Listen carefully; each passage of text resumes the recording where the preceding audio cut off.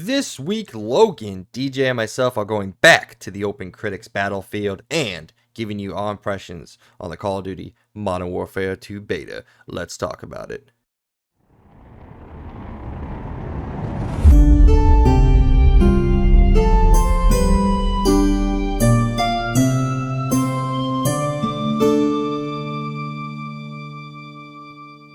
Good morning, evening, or afternoon. What's up, everybody, and welcome to the XP Podcast, episode 26, for the final week of September 2022. I'm one of your hosts, Mike Z, and joining me, as always, my co-host, the Birdman himself, Logan B. What's up? What is up, everybody? Yeah, I'm excited to get into this. I don't really know much about the news this week, actually, but I will say we have a lot to talk about with our experience with Modern Warfare 2. So I'm really excited to get into that. And also excited to get back into OpenCritics since it's been a while. So, yep. And as promised, the return of the embodiment of Thor himself, Thor Kage on PlayStation, Mr. DJK. What's going on? So glad I didn't get called Daddy to start this one this time. Oh, damn it, I forgot. Yeah, Big Daddy DJ. Damn, I forgot. But yeah, excited to be back. Since to defend the slander for a few minutes on my Pikmin 4 finally being announced. See, you said that, and I went back and listened to the episode, and I didn't really hear any slander. I'm gonna be honest. I don't think anything was slander. I think we had good. It was mostly just you and him, you and Logan both being like, yeah, I don't give a fuck about this game, and it was like, watch your mouths. I think we had good critical thought processes last week. And like I told you before we hopped on, there's really not much to talk about for it. Just a quick what I thought. But yeah, other than that, and the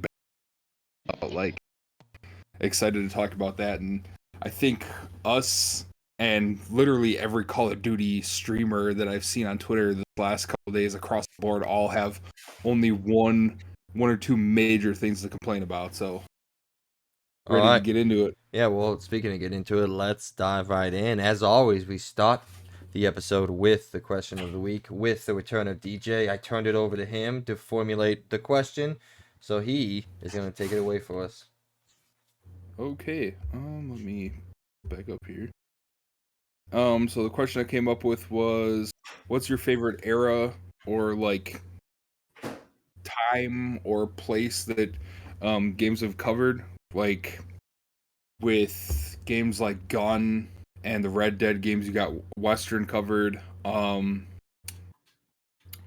God of War games. One, yeah, I think it's just the one. Assassin's Creed game for like ancient Greece, or I put 80s to current US. That's to cover the bases with like all the Grand Theft Auto games. There's the last couple years, it's everything either seems to take place in feudal Japan or in like Viking barbarian age. So that is crazy to see. So or I even threw in there is your favorite how they handle the various eras of war through the Call of Duty, SOCOM Navy SEAL games, Medal of Honor, like all those. Let me throw a question at you. Let me know if this is allowed in your question of the week. Can I just say mythology games in general? Oh yeah, because honestly, that was gonna be my answer. I've really enjoyed all these different I'll start with my answer. Okay. So I've been really enjoying the covering of the different mythologies, like the way, especially God of War has done it over its entire lifetime, where it's taken both the Greek mythos and now the Norse mythos, basically taken how that history, like our real life interpretation of it basically takes that and throws Kratos in like in a perfect way, where like you and me talked about over the last like week or so, how like there is like holes in the like written down history and myths about like especially Norse, where like they just kind of slid Kratos in perfectly because there's just like a mystery person that they never have a name for. The name is lost to history, so like they just kind of slip him in, alter how a timeline happens ever so slightly, and have come up with one, most likely two, like incredible games. And they did the same thing kind of with the first three God of War games, like, and I mean, the different mythos in like I don't know if you really call it mythology with the Assassin's Creed games, but I mean they did the same thing in that first one. All the historical figures that you kill in the first Assassin's Creed game, you kill in the general area where they were assassinated.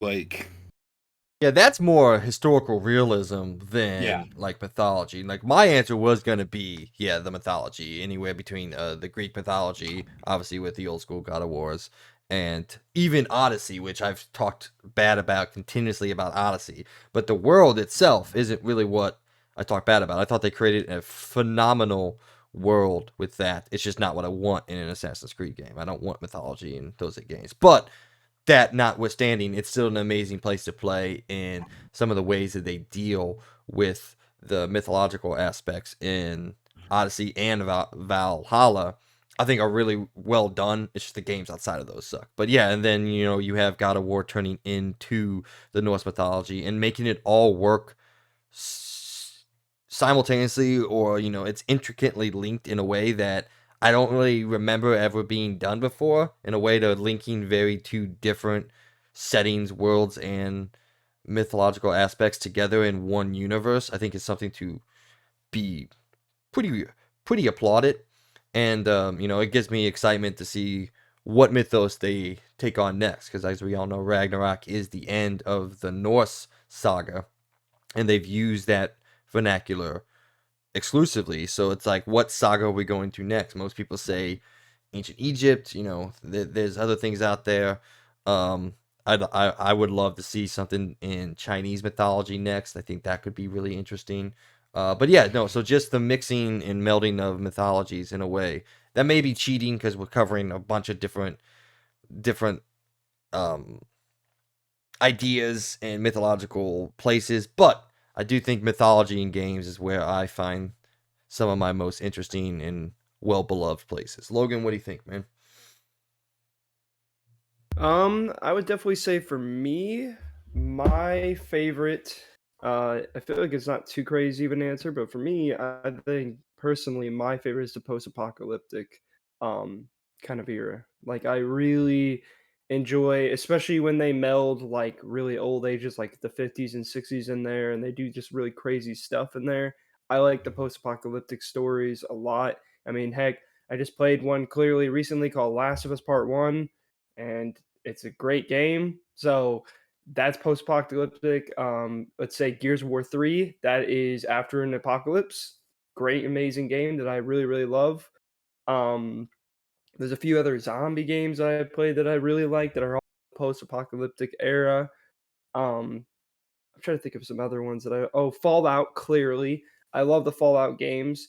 So, and those are all post-apocalyptic, and I really enjoy those stories as well. And I don't know, I always find the post-apocalyptic stories the most interesting because of the way that like each different, I would say, like universe that these people are creating are completely different on the way that like humans survive and everything. I mean, I guess also I'm not a huge of a fan as the other two people here of Horizon Zero Dawn, but that's also post. I guess now it's post apocalyptic, but whatever. It's post apocalyptic basically, and like I don't know. It's just interesting seeing the different takes on what they think is the like what the future is and what kind of apocalypse it is, and it's just interesting seeing how they make like the humans, how they rule, and how like either they become into crazy fanatics, or they actually build up another government upon that, kind of like renewing the world and everything. It's just interesting stuff, and I really really like that, and I always find these stories the most interesting compared to most. Not saying that no other game has equal acceptance, but I say if I had to choose one specific area, then yeah, post-apocalyptic would just be an easy answer for me because there's a lot more games than post-apocalyptic that I very much enjoyed compared to most others, in my opinion. Yeah, that would probably be my second, Horizon exclusively as a shout out. Um, and then, like you said, you got The Last of Us and Fallout. Well, I'm not the biggest Fallout fan. I do think it's interesting worlds to play with, and the idea behind those are super interesting. So that would probably be my second one to keep a lookout for. And DJ kind of mentioned it earlier, is we are seeing a lot more of feudal Japan and definitely mythological Japanese mythology games coming into play. I would like to thank Ghost for that. So we talked about that last episode. But yeah, we're getting a lot more of that coming forward. So keep an eye out for that going better. DJ, do you have a second place real quick you want to shout out? I gotta go. I gotta go to the way Grand Theft Auto has handled doing its various takes on parts of America. Whether it's like I didn't play a whole lot of Vice City. That's why I'm really looking forward to 6. Um, especially after these leaks. But I think the way they handled like Liberty City in 4 was great, and it gave you that very. I mean, it seems like that's the go-to is East Coast is um an immigrant trying to start anew, but I think they handled it greatly. And then you move into like the 2 games we have in Los Santos, being San Andreas and 5. Like one is very. This is how East LA like gang life is, and the other is like criminal running from his past and trying to live the Hollywood dream. Like I think it handled America greatly, and like down to, I hate to say it, but the more realistic like people just shooting places up just because like Grand Theft Auto has kind of been like the more realistic than any war game has been in the past couple of years. So I would have to go that era and style of gaming next for one of my favorites, over followed closely by post-apocalypse, just because I mean, like Logan said, we've had the Horizon games. Stray is post-apocalypse. um I did dabble in Fallout, and I had a decent time playing it. Part of me wants to get back into it. What happens, there's a lot of games coming out in the near future that will probably prevent that from happening, but yeah, that would probably be my next pick. Before we move on, I want to give a shout out to DJ over there. He's sounding crisp, sounding clear. He got a new mic, so round of applause to him, everybody. Woo! Yeah, finally stepping up in the world.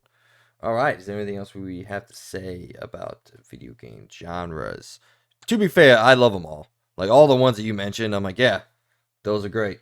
Even some of the war games. I just like experiencing places. Logan knows my least favorite is like the GTA style, just real world interpretations. Like those, I'm not as interested in. So If I had to choose my, by the way, I didn't get this a second one, but I would say my second one real quick would probably be Future, I guess. Yeah, Future would probably be my second one.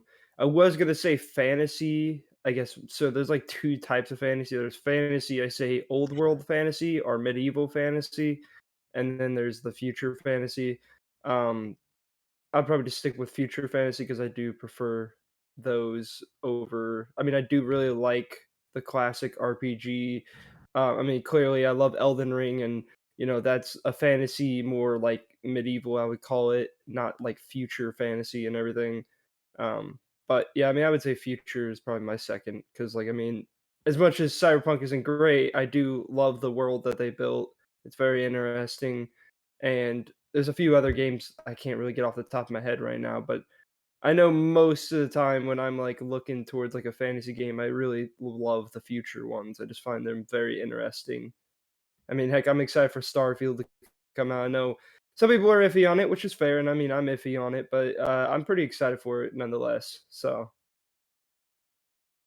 All right, ladies and gentlemen, if you didn't know, this is the XP Podcast, our weekly video game and pop culture news podcast where Logan and myself and also DJ sit down with y'all and talk about all the news stories and happenings inside and out of the video game world. We post a new episode each and every week, so you can listen to it whenever you want.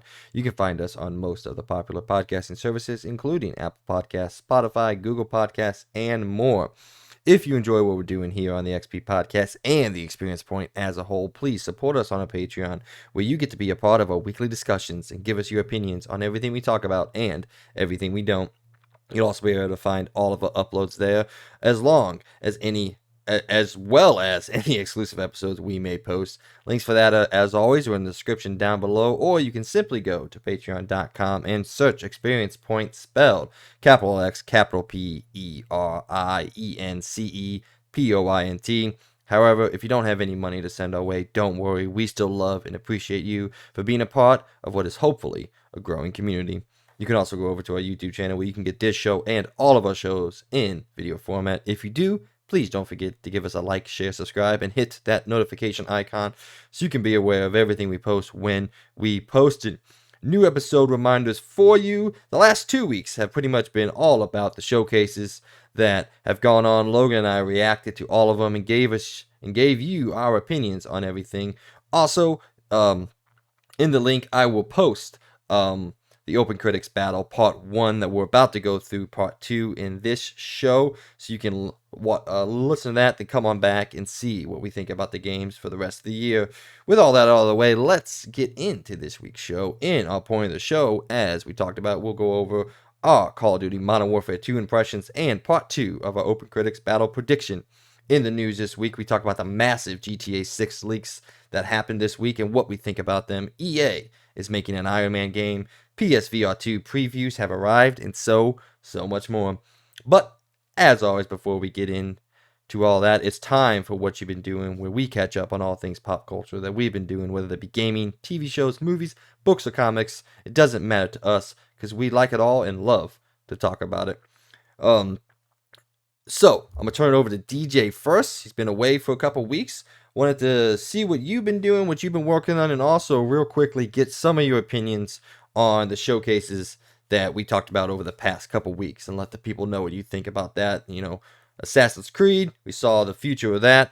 God of War, you got Pikmin you want to throw at us. So take it away, wrap it up real quick for the last couple weeks and what you think about everything.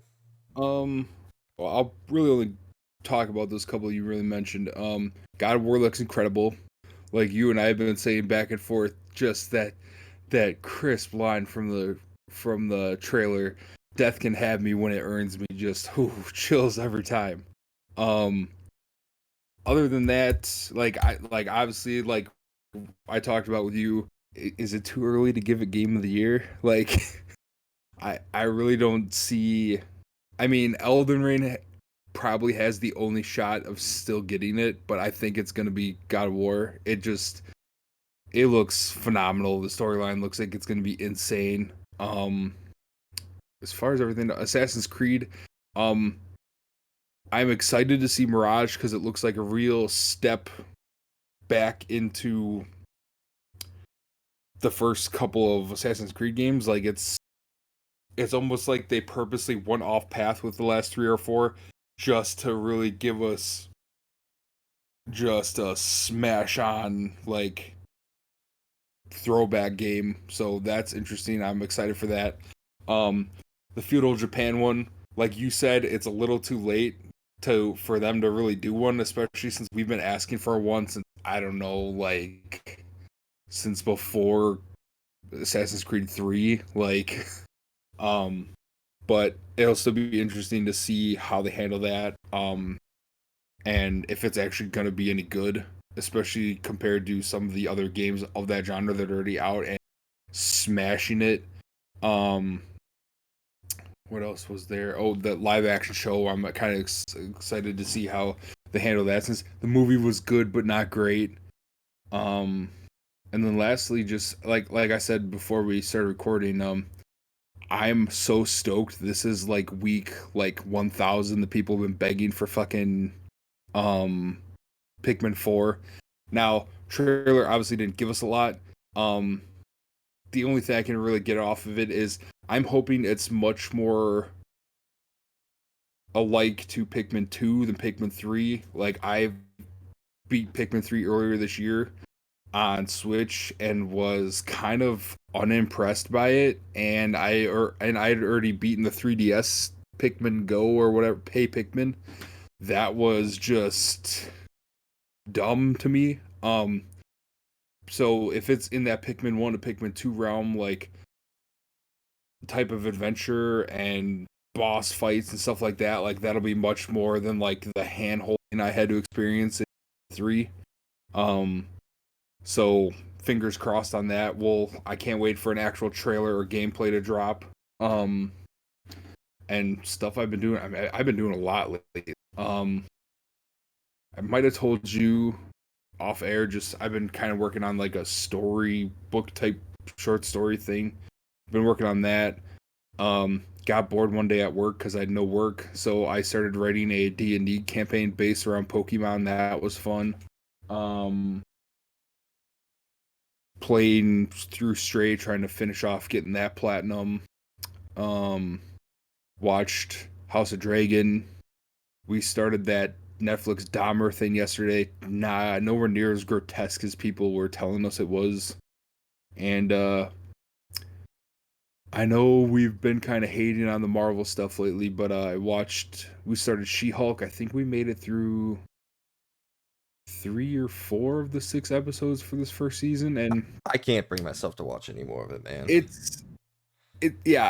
And I wasn't going to, but like we were kind of over watching Dahmer because we were gonna try to start getting the kid ready for bed and stuff. So we just threw that on, and it's not great. It's not horrible. It's, to me, and even Lena said it, it's trying a little bit too hard to be kind of Deadpool-y with a few fourth wall breaks and stuff, and it's like, you're not Deadpool. Like, and I don't know if it's just, if that's because they think that's as close, because they're obviously not going to do a Deadpool show because they're not going to do a rated R streaming show. But it's like, come on, like it seems like it's literally only been like one main storyline, one like side storyline that kind of has been developing, and it's just like, I mean, it's based around her being a lawyer, so it's like trying to do the lawyer side of Law and Order, but with goofy comic book stuff, and it's just, I don't want to say it's a swing and a miss, but it's definitely not their best show. But it's still pretty decent. But yeah, that's pretty much all I've really been doing lately is those handful of things, and then To me, I would say it's a swing and a miss, but it's she's swinging a baseball bat and she missed a soccer ball. yeah. Yeah, like to me, it's just it's just not a show, man.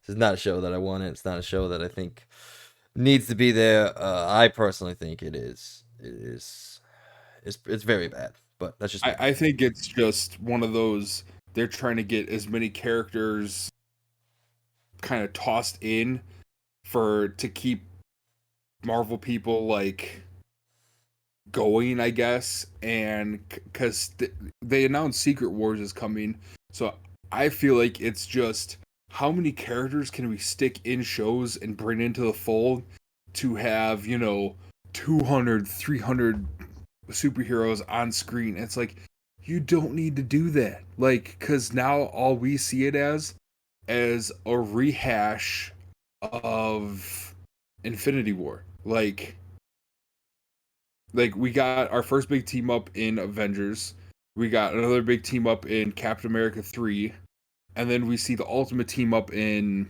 Infinity War, and then they kind of try to do how many superheroes can we stick in Doctor Strange 2,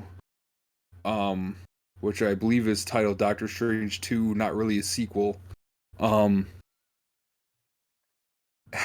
I had to stick that in there because we all feel the same about it. That's fair, yeah. I respect that answer. Yeah. Um, It's a much better like, title.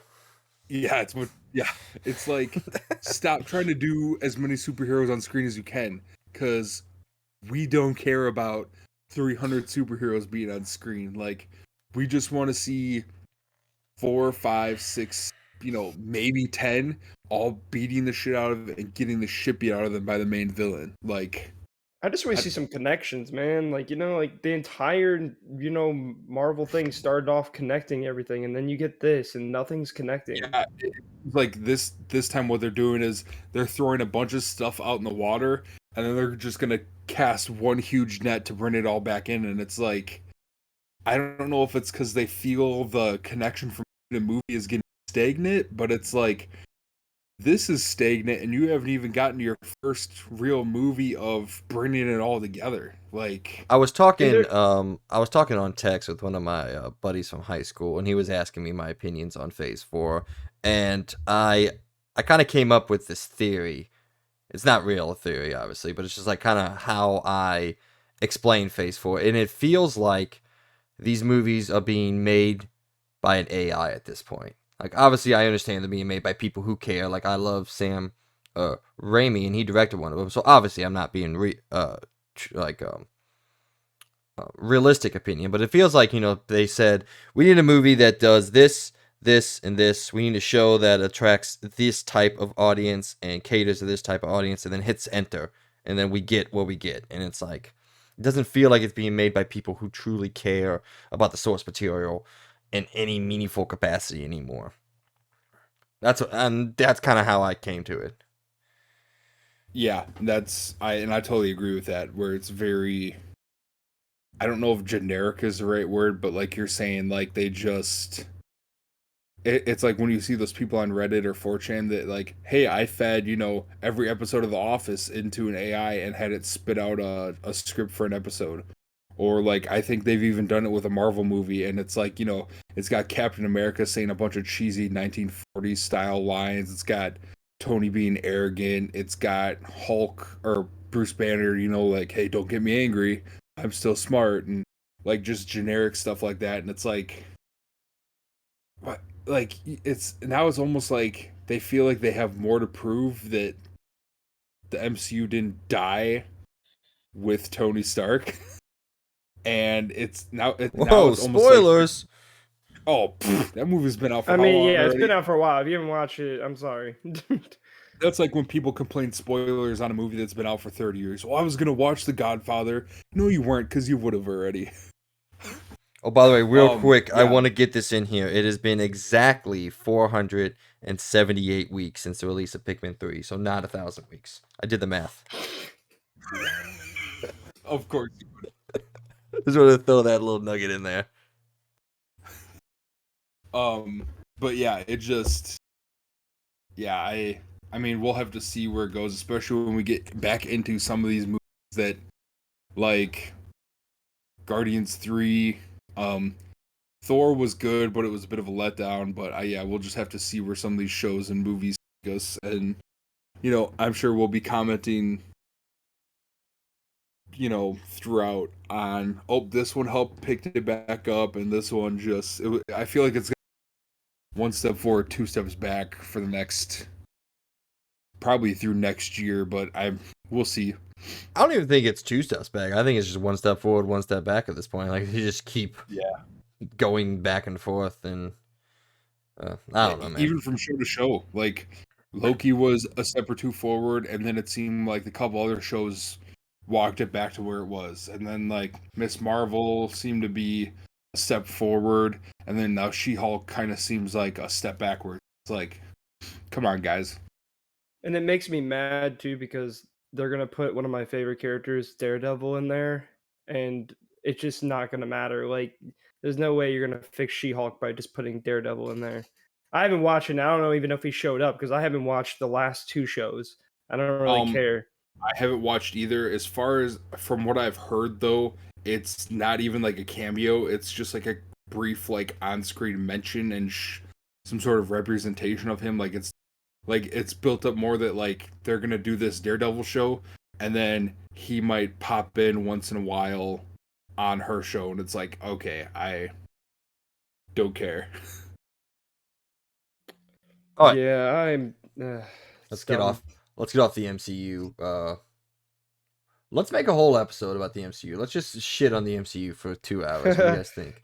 All right, you've been doing anything else, DJ? What have you been playing, watching, anything else outside of Call of Duty? Obviously, we've all three been Oh playing it, yeah, and we'll. I only mentioned that I played Stray and then my couple of online or my phone games. Yeah, the beta, which we'll get into in a bit. But yeah, other than that, just the couple of shows I mentioned. Haven't started Rings of Power yet, just because Oh, it's so we're loving House of Dragons so much that I don't want to cross contaminate. And Ring of Power looks good, but I mean, we'll see. What do you think of EP5? Was that? I'm trying to think of That's that. the Is that the one they're calling the Green Wedding now? Is that? I something think like that's that. a Yeah, label I've something been like seeing that. for it. Um, That was holy. are you ready for Shnikes. the? Are you ready for the big time jump? Because this episode Yes, takes place 10 I years can't ahead. wait. Yeah. So I am. Yeah. I'm sitting over here smiling as we're talking about it. Like, I think so far it is fantastic. I also think Rings of Power is great. Like I've talked about on the show, it's unfortunate in the way that these two shows are getting compared so heavily. I mean, it's to be expected, but Yeah. they are very different shows. But I'm loving the Rings of Power. I love all the different stuff that it's setting up, and we're really seeing some deep lore in the Tolkien universe. Like, we spent multiple episodes in Numenor, which the story of the Numenorians I love. I love the story of what they do. I think they're really interesting people, and the fact that we're getting to spend quite a bit of time with them, and they're even kind of putting in some foreshadowing of what is to, like we all know, eventually happen to the Numenorians. But yeah, I've enjoyed everything that the show has. Do I think it's better than House of Dragons? No, I've said that before. But again, different shows. So, but you need to sit down and watch them, man, because I know you're as big, if not a bigger fan of Lord of the Rings than I am, and I'm a pretty big fan myself. And it's really making me delve into a lot of the mythos and look up a lot of stuff that maybe I don't have as deep a knowledge in every single episode. So to me, it's been pretty great so far. Okay, I'll definitely will take a look at that one then, sooner rather than later. All right, mine's gonna be pretty quick. I've only played one game outside of Call of Duty this week, and that is I started my replay of Tales from the Borderlands, getting ready for the new game coming out in a little under a month now. So I am pretty much done with it. I had to stop yesterday to go to work, and if I remember right, I'm like 20 minutes away from the end of it all, so I'm there. But yeah, great game. We've talked about it before. It is Logan's favorite of the Tales games. Wait, not Tales games, the Telltale games. And yeah, it's not my favorite, but I really love the game. So, and then shows, yeah, just House of Dragon. Um, Still finishing up Cyberpunk. I cooled off on it just because I was busy doing other stuff, but I think I'm in episode 7 now, so I'll be done with that sometime or another. But the big thing I wanted to talk about, and I know DJ will get a kick out of this, like I talked about last week, my excitement for God of War went through the roof. I did the best I could to hold in my hype for the game, but I can't do it no more. So I went out and I bought and I started reading the Poetic Edda, which I know DJ will probably have some knowledge of. The Poetic Edda is a English translation of the original stories of the Norse gods and the heroes of Norse mythology. So I'm about 40 or 50 pages into it. Just started a day or so ago. So that'll give me a deeper knowledge of the stories of the Norse gods and the heroes by the time God of War comes out. So that's been pretty cool, pretty exciting. I like that. And then I think that's pretty much it. It's just a short week. It's mostly just Call of Duty, but we have a whole section dedicated to that. So Logan, what do you got for us? Let's see. Man, I kind of got wiped from my memory on what I've done this week. Obviously, we're going to talk about one big thing we've been doing this week. So, I mean, clearly that's Call of Duty. Um, Other than that, I started watching Chernobyl. It's amazing. I really love it. I'm really happy. I mean, I'm a few years late on watching it because it came out in 2019, but dude, it is so freaking good. I really love it. It's great. So if you have HBO Max and you haven't watched Chernobyl, I highly recommend it. I'm on episode 3 of 5. It's only a 5-episode thing. It's a mini series, but it is so damn good. Like I really, really like it a lot. Yeah, and the guy who the showrunner for that is also doing The Last of Us. So Really? Yeah. Yeah, well, that's good because I mean, dude, this dude, he's got it down, dude. It's really, really good. It's very interesting because like I already know a little bit about what happened in Chernobyl, but I've never actually like seen a full story about it. And I think the way they're telling this story is very interesting because it's not as like it's just like it's just like all being acted out. It's not just some historical thing where they're like this is what happened on the day of no, like you're learning it throughout watching it, and it's just really, really good. I really like it a lot. Other than that, what else have I done this week? I mean, other than Call of Duty, I don't think I played any other games except for Call of Duty this week, to be honest. At least I can't think of any. Yeah, I mean, yeah, it's just been a pretty chill week, just Call of Duty and Chernobyl. So one thing I did want to show, I just remembered, I watched the new Netflix documentary on Manti Te'o. If you don't know out there, he was a pretty damn good football player back in the day. Well, back in the day, it was 2011, but a while ago. And I just have to say, I feel so bad for that guy, man. DJ, I don't know if you got a chance to watch this. Me and you are the football guys here, but yeah, the person who did that to him is one of the worst people in modern history, in my opinion. At least sports history. An episode or two of it, and it's just it's only 2 episodes, so holy or we only watched half the first episode. We've been all. I think I started it and like I'm not interested. Yeah, it's quite the thing, and then he got shit on hard. This really brings to light that like the media is a piece of shit. Yeah, which not wrong. So, yeah, those of you out there that have any interest in sports and some of the stories that happen outside of just what happens on the field, go ahead and give that a shout out, a watch. It said it's only 2 episodes. It's 2 hours of your life, and it's pretty good. Overall, very good in my opinion. I feel really bad for the guy. All right, guys. Anything else? Quick, what you been doing this week? But that's because obviously the old Call of Duty. So. Oh, there is one more thing. I did go back and start playing VR again.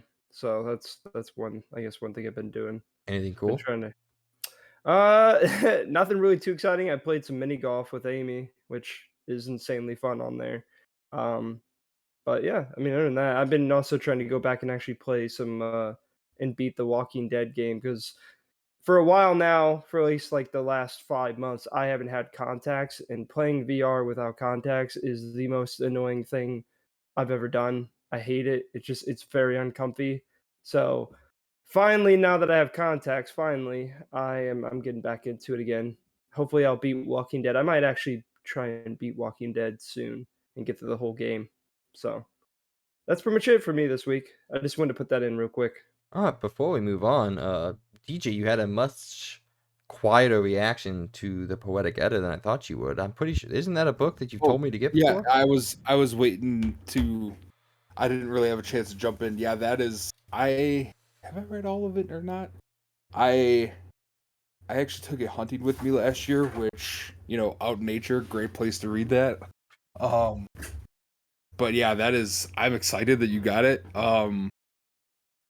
And the only other book that I would say to really like stamp as like a great one to read for Norse mythology is Neil Gaiman's Norse mythology.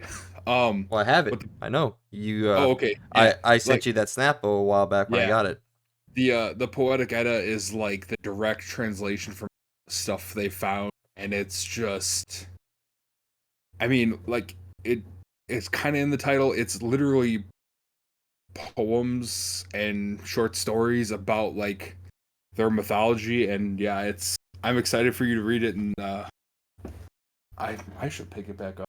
I think I just found my copy back. Probably dive back into that. So yeah, I'm excited you got it. Yeah, not a lot of people. Not that it's a textbook, but like. Well, it's kind of like a Norse mythology Bible of sorts. Yeah, it definitely has the feel of a more academic read than a fun read, but And like the first story is the story of Ragnarok told through the eyes of Odin, and it was really great. So yeah, like I said, if anyone out there has an interest in Norse mythology, it is what I would probably consider to be the quintessential read. I says paired with Neil Gaiman's what's just called Norse mythology. So yeah, his book that he wrote on it, which is his more colorful version of the stories. He retells the stories in a much more narrative-driven aspect than just the direct translation of the poems themselves. So Logan, I know you're not a reader out there, but you are excited about God of War. You do like the Norse mythology. Is there any chance you give these books a read? Nah, I'm just gonna go in with no knowledge whatsoever. I'm happy with just that. I don't think I'll ever, dude. I could try all day to read a book, but I'll fall asleep before I get to the like probably 10 pages in. So, yeah, I wish I could read books, but I just can't, man. Like it's just so boring. Well, I don't know how you do it. you can read. You have the ability. I mean, I I can was gonna read. say, I can I read was like, for a clearly. second, that I'm just was saying, I like, can't read, well, but I I wish can I could. clearly read. I'm just saying, like, I don't care I to. know. Like, if it was an audiobook, I'd listen to it. I'm sure I'm there more is. interested in audiobooks than I am actually reading a book. It just gets so boring for me. I just thought it was funny. So You're like, I wish I could read, but I'm I just wish dumb. I could So read. What words mean much? all right, let's dive into the show proper. We're gonna go back into point of the show now. I haven't had a point of the show in quite a few weeks. We like to call it Pots here on the XP podcast. So welcome to Pots, ladies and gentlemen out there. We got 2 points of the show for you. We're gonna start off with our OpenCritics prediction battle part 2. This is where Logan, DJ, and myself sit down and try to guess what score all the biggest games coming out this year are going to receive. We've already done our part 1, which consists of all the games through August and September. You can go back and listen to that. I don't remember what episode, but I think it was like 17 or something. Something like that. I don't know. It's in the titles. Go back, watch it, see what we had to think. A little update on how everyone's doing. DJ and myself are tied for first place at 35 points apiece. Logan has 28 points apiece, making a little bit of a comeback here in the past 2 games. He was kind of down and out a little bit there, but making a comeback here. If you don't know the way it works, we guess the score, and then based on what it actually gets, we get points from being close to it. Like once we get to 5 points, or 5 point. Oh my god, I can't talk. Once we get 5 scores away, we start gaining points. If we get a bullseye, we get bonus points. That's the way it works. And now we're just going to dive in and go to the rest of it. This is mostly in order of release date based off our Fantasy Critics League, with some games at the end thrown in. And I don't think I see anything extra you guys added outside of what I put in there. So if you do, as we're going through this, if you do want to predict another game, go ahead and throw it in, or go ahead and let me know, because I don't have you guys as editors, but go ahead and throw it in there, let me know, and we will add it to the list. So without further ado, let's dive right in. The first game that we are going to predict is Mr. Worthy Morgan's game, Dragon Ball The Breakers, a game that I proudly counterpick because I think it's trash. So all right, so I'm gonna turn it over to, let's go with DJ first on this one. What do you think Dragon Ball Breakers is gonna score? I'm gonna give it. Sorry, Dragon Ball The Breakers. Got to get the name right. Yeah, I'm gonna give it. Man, I'm gonna give it a 76. I think it's gonna. Because I feel like that's about average for a Dragon Ball game. Maybe a little lower than average, and I think that's all it's gonna be is average. It doesn't look. It's not like Kakarot or even the Xenoverse games kind of there. Mr. Logan. Sorry, I was doing something. Oh, I would say I'm gonna say 65. Okay, yeah, because I was looking it up, and like Kakarot, which I think is probably one of the better Dragon Ball games, got a 74, and I don't think, Make me want to change my answer. So I'm gonna go with man's favorite number. I'm gonna guess 69 for this game. Heyo. And that's what it's gonna be. Okay, so before we move on, final, you do have one chance. Do you want to change your score, DJ? Yeah, I'm gonna change mine to boy, you said 60. Oh god, here we go. We're doing the whole fucking Price is Right. DJ's been doing the Price is Right to me all year long. Every time I put a score prediction in, he's like, "Oh, one above or one below." I'm gonna go with 67. I'm gonna go smack dab in between. All right. Well, let's hope, because that'll give me some positive points on Fantasy Critics League. All right, the next game, my game, A Plague Tale Requiem, the sequel. Actually, wait. I want to change my score since everybody's changing theirs. 66. I actually have not changed my score at all. I'm sticking with man's favorite number. So, all right. A Plague Tale Requiem, the sequel to A Plague Tale Innocence, a game that I very much enjoyed. I wanted to do a review, but we never got to it. So I'll put my 2 cents in. I think it is a 7.5 out of 10. I think it is a really good to almost great game with a little bit of missed nuance in the gameplay. But anyway, that's my opinion out there. So there's my review for A Plague Tale Innocence. I'll go first since this is my game. I think this can easily get to the mid 80s. And if my history has told me anything in Fantasy Critics League, I'm gonna go with 84. Because all my games score 84 pretty much. DJ. Man, yeah, going off of all your picks so far, I feel like if I put anything below 80, I'm just gonna be so far off because you literally have like only picked bangers. I'm gonna go with, man, do I want to go with 84 also? No, I'm gonna go 80.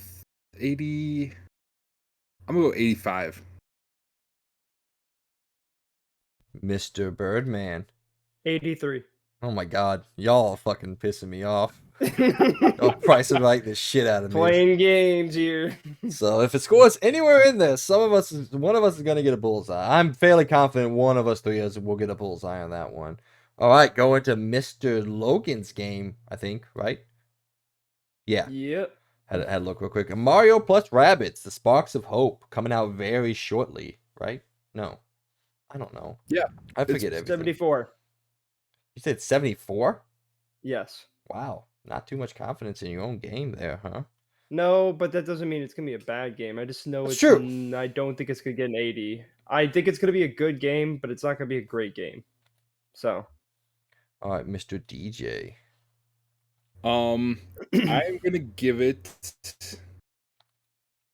I'll give it an 80.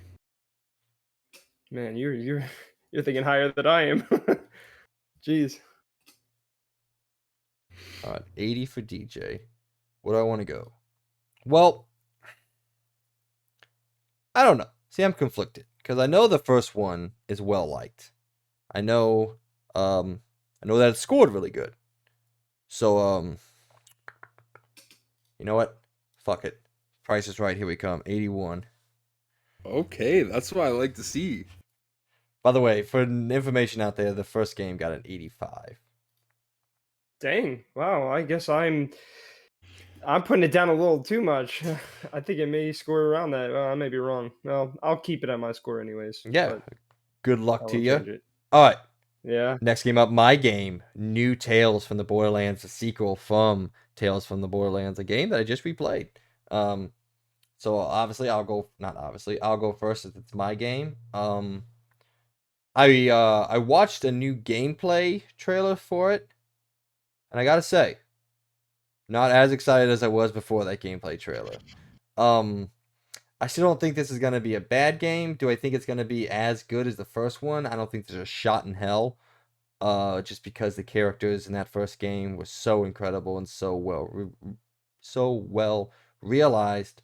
This game still has a chance. There's a lot of crossover between the writers of the first and second game. But I think it's been a little long, and there's a lot of people out there, especially in the critical outlets and everything, that don't love the comedy of Borderlands as much as they used to. So I'm gonna say 79. Logan. I know you're really 78. 78. I thought you were a lot lower on this game. You've been telling me that you don't think it's going to be good at all. I mean, I don't think it's going to be great, but I feel like people are going to still review it as good. So I'm going to say, yeah, 78. All right. DJ. What are you laughing at? I just, yeah, I fucking knew it. I fucking knew it. He's just going to go one lower than I was. 77, you said? Yep. Yeah. You little bastard. All right. This one's going to be an interesting one because I know both DJ and I have a much different opinion going into this game than Mr. Logan does. So Gotham Knights, a worthy pick game, counterpicked by DJ, which I've said I personally feel like you're going to lose some points on that. Yeah, it's gonna bite me in the ass. Yeah, I still said, and I will maintain what I've said. And if it's if I'm wrong, I'm wrong. Guess what? Shit happens. I get things wrong sometimes. I think there's something here. I think the preview footage has been a poor choice by Warner Brothers, and I think the idea that people had about this game going into it was set in stone before they announced anything actually about what this game was going to be. And so I think that's put a lot of negative spin on it. However, I do think there is some quality that's going to be here that's going to boost its score up, and I'm still excited about it. I'm going to say 82.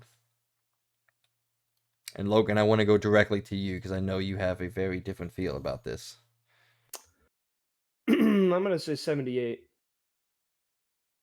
Okay, well, not that different of a feel about it then. All right, so I'm just going to write in DJ for 80 because I know that's what he's going to fucking do. That's exactly what I was gonna do. God damn it. I knew it.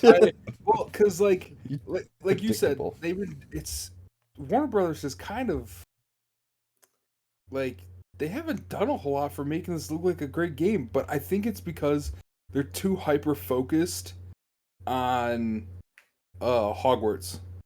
And it's like that's great. Like this is your first like hardcore take at a Harry Potter game because they've been the aesthetic for the first couple of Harry Potter games that came out where they were based around the books, not the movies. And then they kind of got more about the book or about the movie than the book, and it was just a weird translation, and they just kind of all stopped.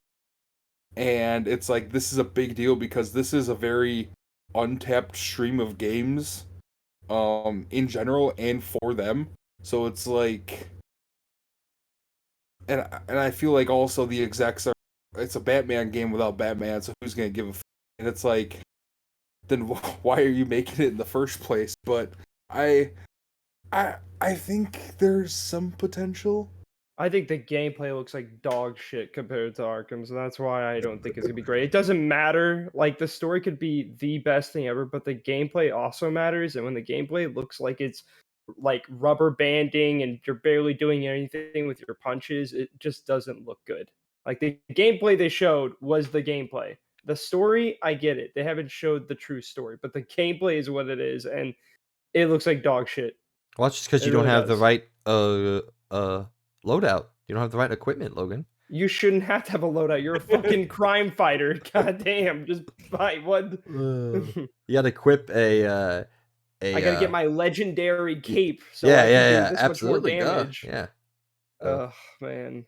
Like I want it to be good. I really do. Like I want to be wrong because this would be a really. It sounds cool, but it's just like the gameplay, man. The gameplay looks so bad. Like it just doesn't look good. It doesn't look like it feels good because like you play Arkham and it felt good. I mean, yes, you were overpowered as can be, especially in Arkham Knight, but like it was just cool. It was satisfying.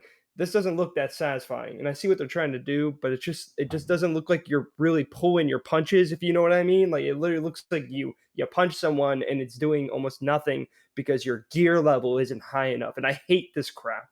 I hate how they shove these into this game. Like why can't it just be a fun co-op game where you play as these people with with your friends and all that, and just do that? I think people would love it, but no, they have to shove in this stupid gear system, and it's just dumb. And I mean, I clearly didn't know about this, and they already announced this a long time ago, so it isn't something new. But still, it's just dumb. Like you don't need that system in there. Just like Avengers never needed that stupid system. They could have just made a game of the Avengers and people would have loved it. But it's what it is. It's just how games are made today, I guess. Real quick, you want to talk about some BS? So I've talked about before as I've still not figured out my schedule, how I'm going to play these games. You want to hear between October 20th and October 28th, so 8 days, these are the games coming out. Mario Rabbids Sparks of Hope, Gotham Knights, New Tales from the Borderlands, Scorn, Bayonetta 3, Call of Duty Modern Warfare 2. Those are 8 days that we're getting those games. How Jeez. the hell is anybody supposed to play those games? All of them. Yeah. And those are all like not small games. Scorn being the smallest in scope. So I guess if you want to take that out, you still got the 5 games on those 8 days that are big games. Big, I feel like quotable, big. I feel like what they're doing is they're trying to cover their asses, and they know a majority of the people are going after Call of Duty, but you've got I think there's quite a big handful that, much like, Madden and some of these other games, that the last handful of Call of Duties just put a bad taste in their mouth, so they're not even going to worry about Call of Duty for this first, 3-4 months, and they might buy it later down the road. And they're going to focus on some of these other games that come out, and like with Mario and Rabbids, like I'm kind of interested in getting it. If it gets a price drop, or maybe Black Friday, I'll look at getting it. But Hey, I can tell you one thing. At least because it is a Ubisoft game, it will go down in price. Because the original one goes down in price heavily, which is great. So, which is what I'm going to do. I'm going to wait till it goes down, like deep down in sale. But it's going to be a great game. So I'm happy I can like spend like $30 or $40 on it and probably get the full edition. And it's one of those where it's like there's too much going on. Like I was showing my wife like my breakdown of like stuff I pre-ordered the last couple of months. It's like I've got this, or I've got Call of Duty, then I've got God of War, and I've got Pokemon. Like those are my 3 games through the rest. And then that's only to get me through December. Like January or February, we're supposed to be getting Hogwarts right away. Like, holy shit! Like, so it's obviously Call of Duty is gonna be one I'm doing constantly, but it's like when I'm not upstairs, I'll be playing Pokemon. When I'm upstairs, I'll be playing Call of Duty or God of War. I'll be playing God of War when I can't get online, or when all you guys can't get online for us to play Call. And I still have to have a life outside of video games. So like trying to come up with a schedule. I mean, 5 in this month. You don't have to. Well, you don't have to have a life outside. I'm not planning to, but by the time we get to the last week of October, I've already told Peyton, I was like, look, I'm not going to do anything else. I got too much stuff with this podcast. I feel at least some semblance of responsibility to stay current and stay up to date. So, yeah, I mean, there is approximately like, I don't know, 4 or 5 weeks where all I'm going to be doing is just trying to play these games. Not rushing through them, obviously. Like, I'm not going to rush through God of War. I'm going to play it a lot and try to get through it and probably do as much as I can in it. But, right after God of War, you said Pokemon. Right after Pokemon, you got Callisto Protocol. Right after Callisto Protocol, now I got Final Fantasy VII Crisis Core Final Fantasy VII coming out. Before that, Modern Warfare. And then you throw Warzone in 2 days before 4 days before Pokemon Scarlet and Violet. And it's like, God damn, I gotta move to get this shit done. Yeah. And it's like, I wish there was more of a gap, because like right now it's literally us doing the beta, and I've been working on platinums in both Horizon and Stray. Like, other than that, I don't have any, like, and 2, I wanted to pre-order, pay more off on all my pre, and GameStop is like, here, do you still play, he had to like ask, do you still play Sword and Shield, because there's a download for Shiny Legendary. And I was like, well, I mean, I'll take it, but it's like, I haven't clicked on Sword and Shield since I finished the Pokédex. That was almost 3 months before Arceus came out. So it's like, I don't, like, why would I touch that? Like, I haven't been into I haven't had the time to do like the battling people online just because there's too many other games to play. And like I have a wife and kid, like I can't like I'll get yelled at if I tune them out just to play on my phone, let alone tune them out to play games. Like and I can't sit and play games 24/7 anymore. I'm not in college. So, but yeah, that's a lot of games in like a 2-month window where we're just getting smashed in the face with games. So I guess we're kind of complaining about a wealth of greatness or possible greatness. So it's probably just because we've had such a dry summer for not having games. speaking of What? Stray, there's a kitty there. Yeah. All right, let's keep it moving. Keep it going. Scorn, the game that we just talked about, will come out as well. This is a game picked by Worthy, but a game that I'm fairly interested in. I watched some previews this week. We'll get into that later on in the show. I believe Logan is decently interested in as well. So let's turn it over to DJ, who I don't know if you've seen anything or heard anything about this game, but Logan and I both talked about it. So what do you think Scorn is going to score? I don't know anything about. I seen. I think you said Worthy picked it up, right? I think that's what I saw. Yeah. Oh boy. I'm gonna go. Jeez. Let me see if I can find this quick.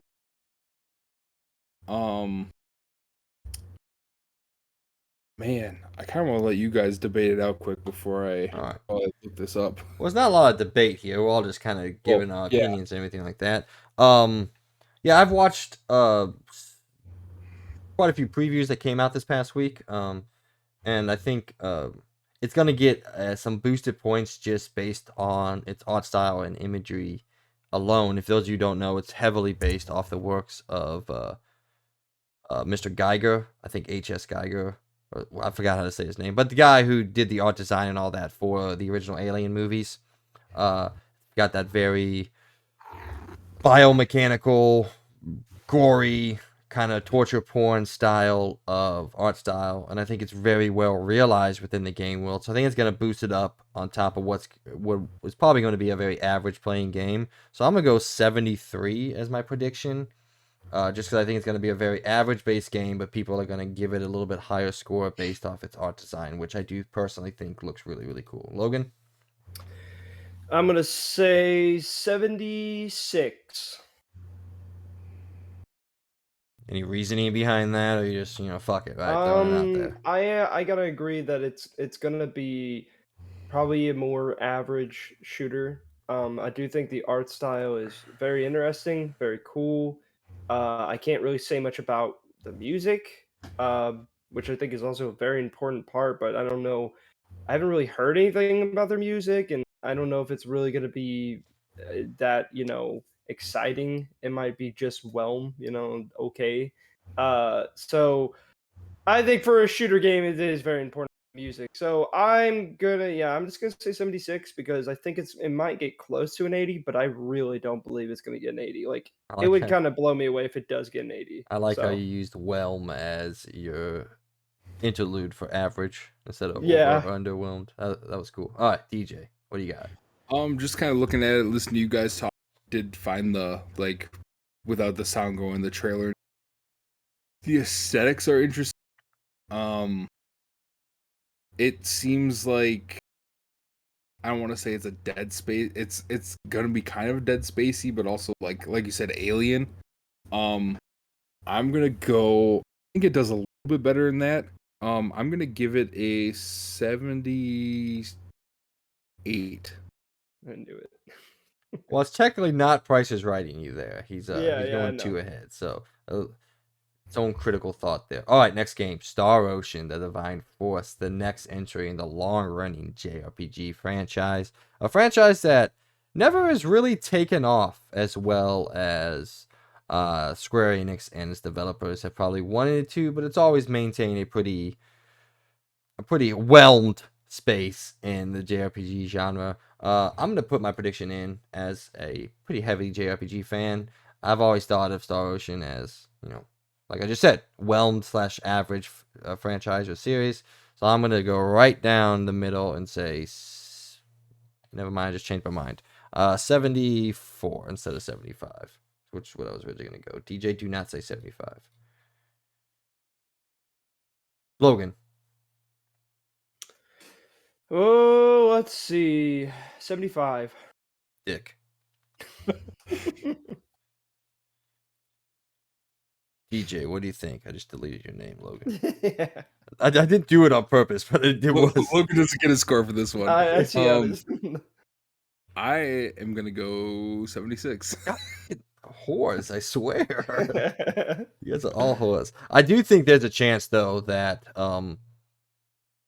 it doesn't get that good. I don't really see much of a chance of it getting any better than what we've talked about here. I do think there's a chance that it's just it goes lower than that. I don't really see a chance of it getting any higher than a 76 on the very, very outside. All right. Bayonetta 3, the sequel to one of the best reviewed character action games of the last decade is finally coming out exclusively on the Nintendo Switch. This was a very well reviewed series, and I don't think anything in Bayonetta 3 is going to change it. I'm going to go 87. Damn, you're going high.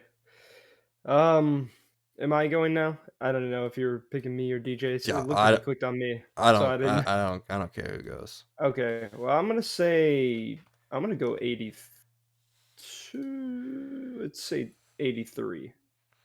I will throw this out here though. You said I went high. Bayonetta 2 is a 91. That's fair. But this has been long awaited, and it could be very disappointed. So, or disappointing, not disappointed. Could be. So, yeah, I'm gonna say 83 because I still think it'll stay in the 80s, but will be high. I don't know. I'm confident in it. DJ, I'm what do you gonna got? go 89 because I feel I have played Bayonetta 2, not a lot of it, but most of it.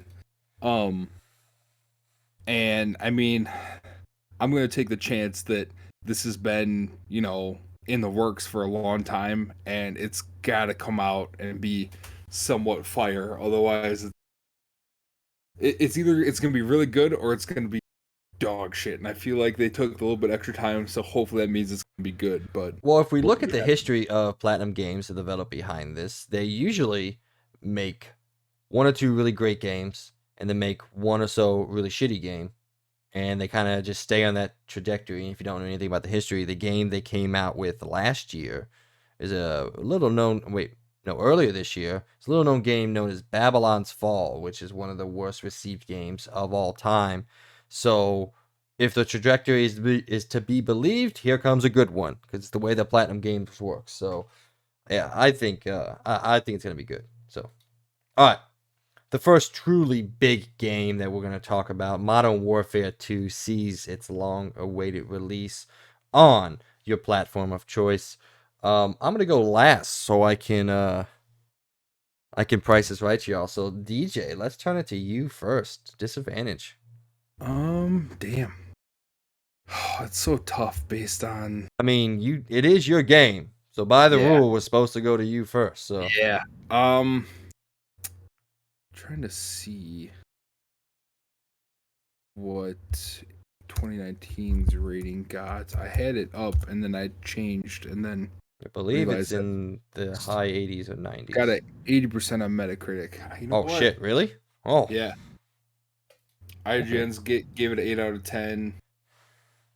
You know what? I'm gonna go. Man, it's tough because that campaign was really good. Campaign gonna get better. I'm gonna go with an 82. I think other than the couple of problems we've had with the multiplayer in the beta, which isn't it doesn't necessarily take away from the gameplay. I think the revamped version of the weapons build system, I think that's just such a help and such an improvement that I'm gonna go 82. And I feel like I should go even higher, but I'm gonna stick with 80. All right, Mr. Logan.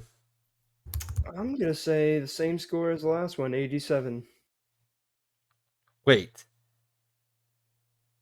Cold War got an 87. It did. No, I was gonna say you said the same score as the last one. 2019, as in the last one. Didn't 2019 get an 87? 81. Oh, well then never mind. I'm gonna say 83.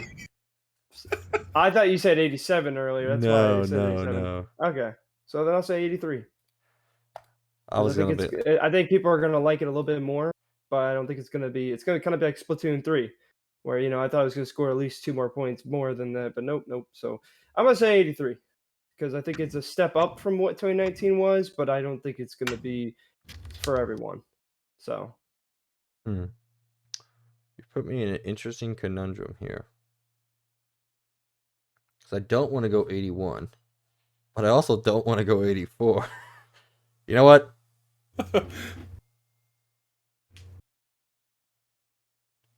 Being the non-Call of Duty guy, I'm kind of out of the loop of what Call of Duty normally is.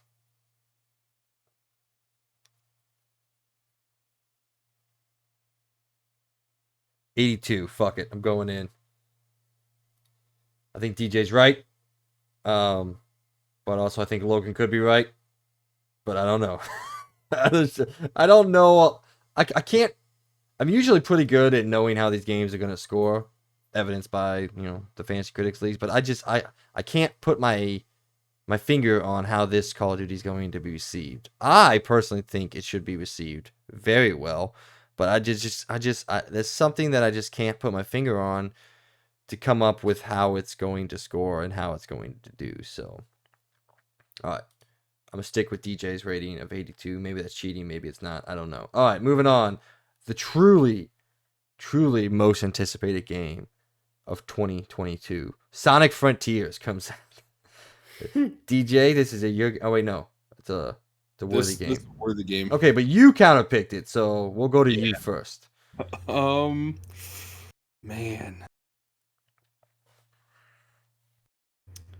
Just some of the stuff I'm seeing on it yet, even though the last couple videos made it look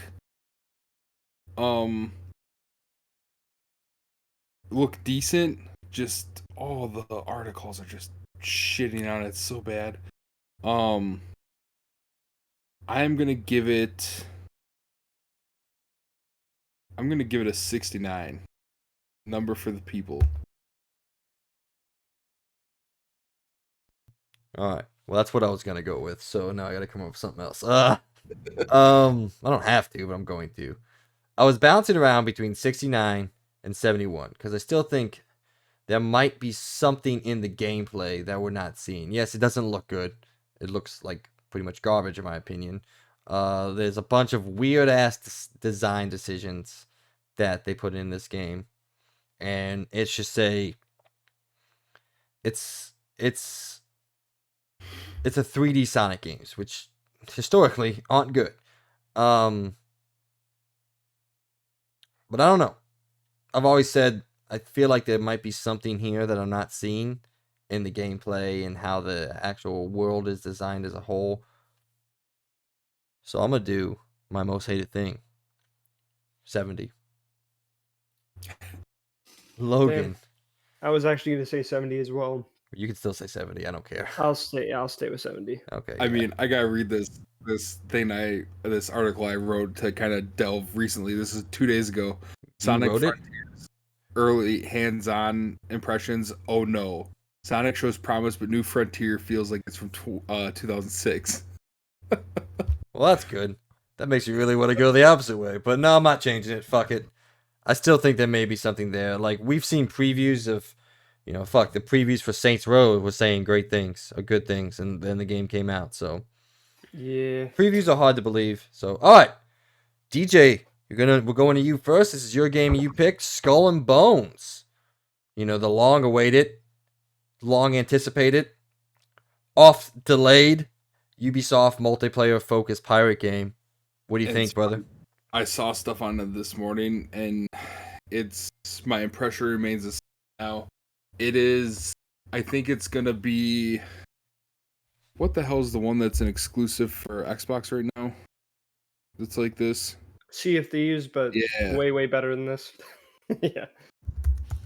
Well, I don't know. It looks like because Sea of Thieves is very cartoony, which I appreciate. Like, I think that's something that like Fortnite did good. And it just this looks not. I'm not gonna say less cartoony. It looks like they went with let's look more realistic. Man, I am gonna give Skull and Bones. I'm gonna take a shot and I'm gonna give it an 85. Oh my god, damn. All right, you just You knock all yourself right. out, brother. Yeah, man, go on ahead. I will say, this is not my personal opinion of what I think the game is. I don't think the game looks good at all, and I'm not going to play it. I do think there may be something here that reviewers like and catch on to, and they give it the kind of not leeway, or not leeway, but the kind of not. I can't think of what I'm trying to say. It's not an excuse, but they give it its chance in terms of like this could go somewhere. Like if the core gameplay and all that is decent, reviewers will say, well, hey, it's a live service game. You know, Sea of Thieves, when it came out, everyone remembers the gameplay was really good, but the content was essentially zero when it first came out. Sea of Thieves wasn't received well when it first came out. Now whether the gameplay is, as good as that or not, I have absolutely no clue. But I do think there might be something here that reviewers kind of link onto and say this has potential. So I'm gonna give it more points than I originally thought I was going to. I'm gonna say 73. Sorry, DJ. No, you're fine. Oh, I'm gonna go. Sorry, go on. No, you're good. No, go on. So I'm gonna go with a solid 68. This game is, I think, gonna get the benefit of the doubt because there's probably might be a world to look at, but can't do anything with it other than being on a ship the entire time, and that's where it falls for me. And I think for a lot of people, this is basically a free to play game that you have to pay $70 for, and it's gross. And honestly, it's gonna flop insanely hard at release. I mean, there might be those few people, which is fair. I mean, with any game, even the worst of the worst, there's always those people that enjoy those games. But this looks like dog shit in every single way or form. It looks like literally Assassin's Creed 4, but stripped down the entire fact that you can leave your ship.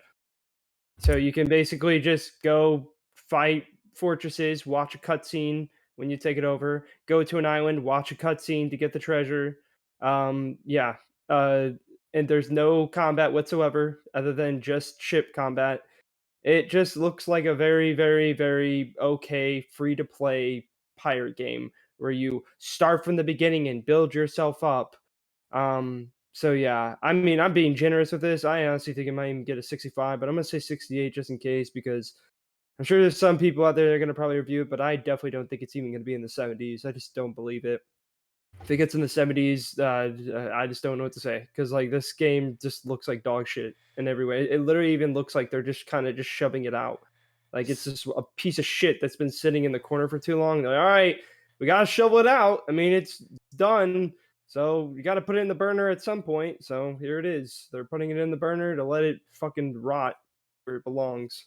So Well, 68. That was a lot of shit words coming from Logan. Dude, I had not really a lot of faith in this game, but when they were like releasing it, and they were talking about things. I'm like, oh, this is gonna be. I thought when they showed the gameplay, they were gonna do something different. No, it's exactly what I thought it was gonna be like 8 years ago. So. I mean, Metacritic gave Sea of Thieves 69. So Oh, damn. Yeah. Okay. So if Sea of look, Thieves has more gameplay than this, this game better be getting a fucking 68. I'm gonna be very upset. Looking at Sea of Thieves, though, it's got a bunch of scores, 90s, like 91, 92, a bunch of 80s, a higher 70s. Then it's got a bunch that are mid 70s, mid. And then there's Then there's two that average. Well, on OpenCritic, the one we go off of, Sea of Thieves actually has a 67. So, I don't know. I'll stick with my prediction. I have a sneaking suspicion I'm wrong on that, but I just don't know how people are going, or reviewers are going to take this game. Like my personal opinion, like I've said, I have zero faith in it. I don't think it's very good, but I'm trying to figure out, like we all are, what reviewers are gonna see in this game. And I think there may be some leeway given to the fact that, it may have decent ship to ship combat, and that's what people are going to latch onto and give it an excuse moving forward. But who knows? Yeah, now me knowing that Sea of Thieves score, I wish I would have gone lower, but who the hell is? I do, however, think DJ, you are way wrong, brother. Yeah, dude. Yeah, I mean, I kind of want to knock mine down to like a 75. I feel like 85 is way overshot. dude, if it got an 85, I would be done. I'm gonna have to leave the podcast, man. I can't believe if it got an 85, I would be done.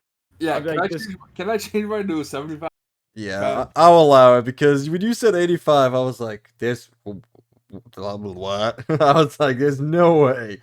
I remind you, Stray got an 84, brother. Yeah, and also another thing, they're shoveling this game out before God of War, which is just a death sentence in its own. So Yeah, well, that doesn't matter clearly for they the don't have review faith. score, so. Yeah, I know, but I'm saying they don't have Yeah. faith in this game. So I don't think that even when the reviewers look at it, they're gonna be like, "Well, clearly they don't have faith in this game." Well, I think, clearly- like you said, Logan, at this point, Ubisoft is like, just put this fucking thing out. We can let the rookie developers we bring in deal with it. We'll fix it And later. All Yeah. of you are going to start focusing on, like the finishing up Mirage and getting into the next string of Assassin's Creed games. That's obviously all they. And they barely give a shit about that.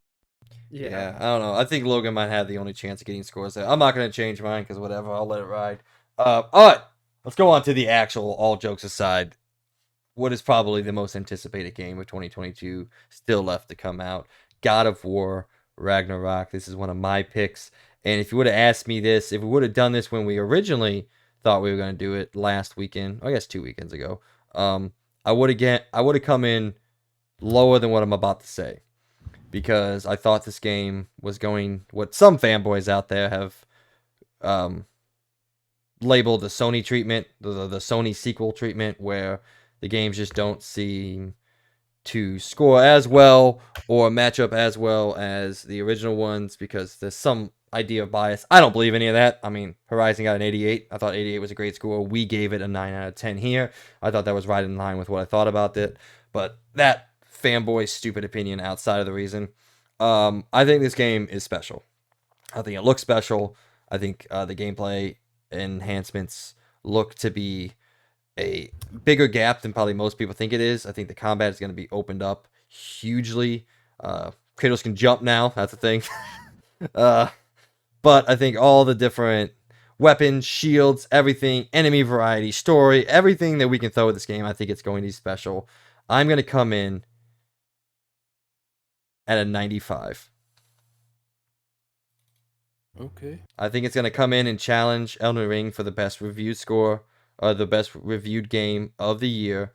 And whether I think that's better, whether I think it's better or not than Elden Ring, I don't know. I never played Elden Ring, never will. But I do think it's going to get up to, well, fuck, I don't know now, because the first one got a 94, and the first one was kind of revolutionary in what it did. So before I move on to you, I'm going to change that. 93. I got scared, guys. All right. DJ, what do you think God of War Ragnarok is going to score? I was gonna jump you.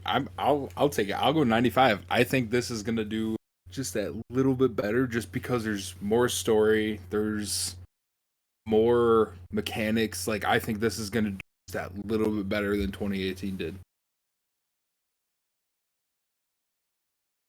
Yeah, I don't know. That's just, reviewers are weird, man. Like, reviewers are weird. Yeah. All right, Logan, what do you think about God of War Ragnarok, my man?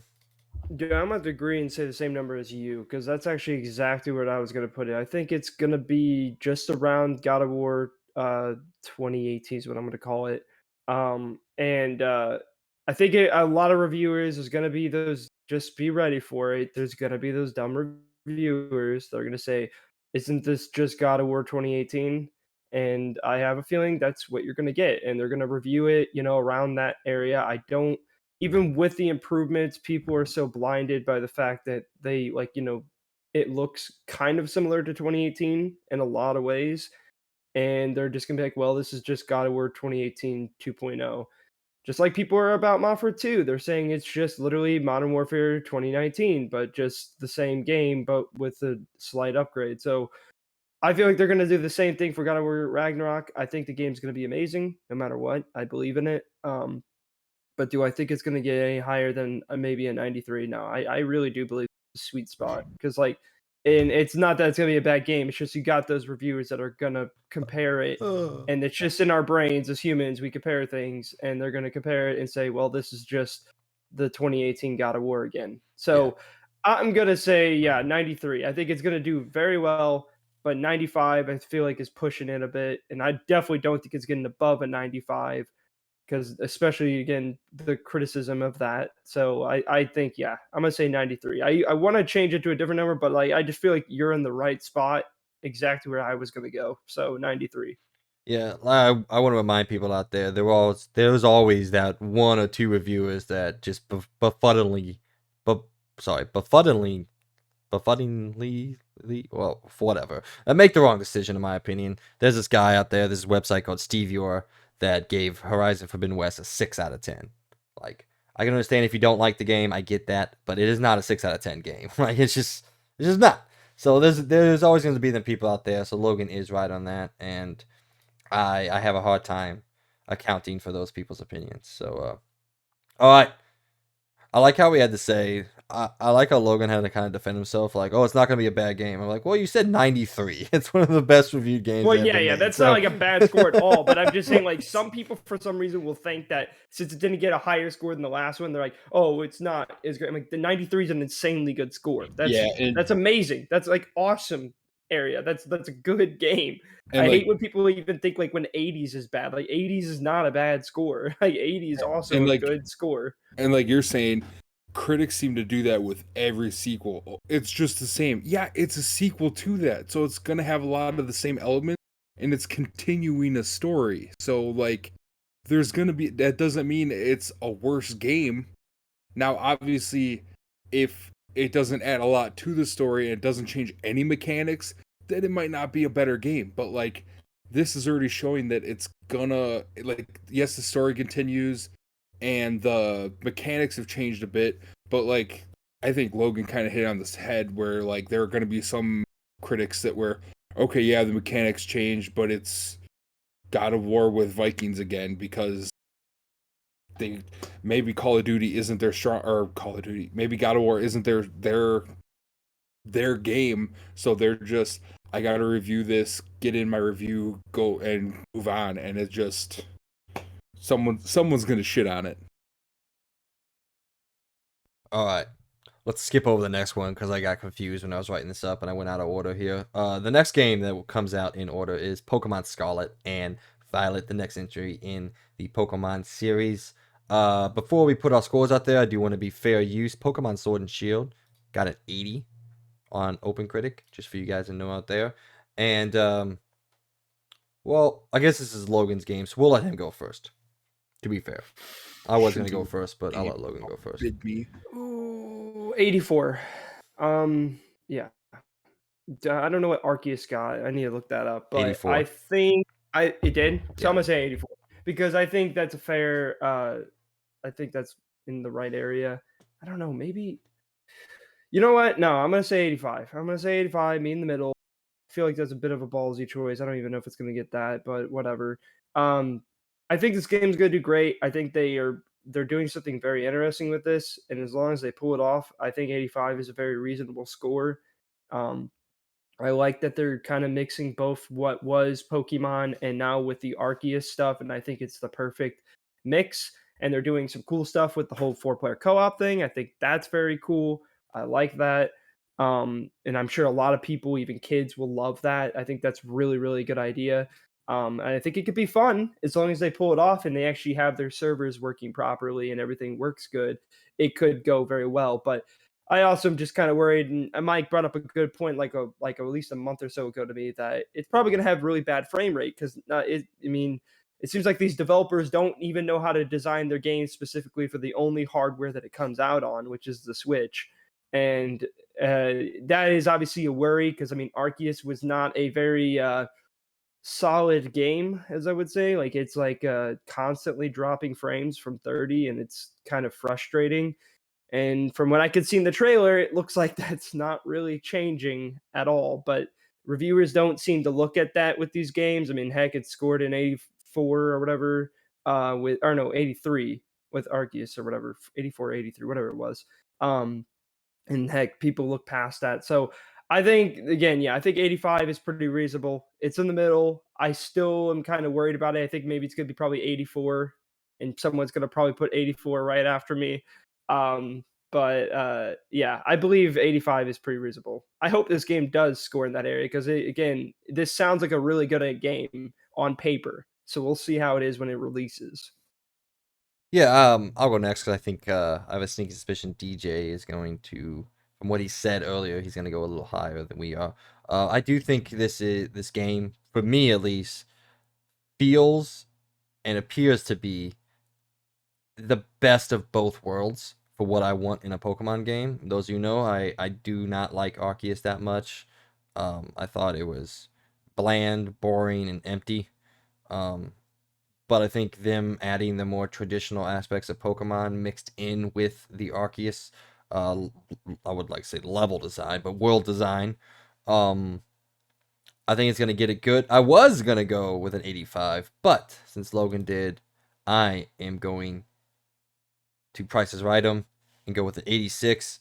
I personally, I don't know, man. I think with Arceus scoring an 84 from these people being reviewers out there, and me after playing Arceus, feeling what I do, and if people really like the open world design of Pokemon that much, people being reviewers, and they're liking the new revamped battle system, this has all of that with the more traditional Pokemon, and I think the reviewers are going to combine all that together to give it a very good score. I actually think I might be a little low on 86. Like, there's just something in my gut, in my ball sack, that I feel about this game, that I think it could be the perfect combination of what Pokemon is or what was, just like you said.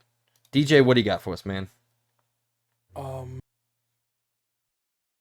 gonna pick the same as you. I'm gonna go 86, just because like it's taking what they've been slowly building for 25 years, 20 or something like that in the Pokemon games, to where their Sword and Shield had a lot of great stuff to it, but like you had the thing where you're in the first area, you see a level 50 Pokemon where you can't even throw Pokemon until you have X amount of badges, then you can throw a Pokemon.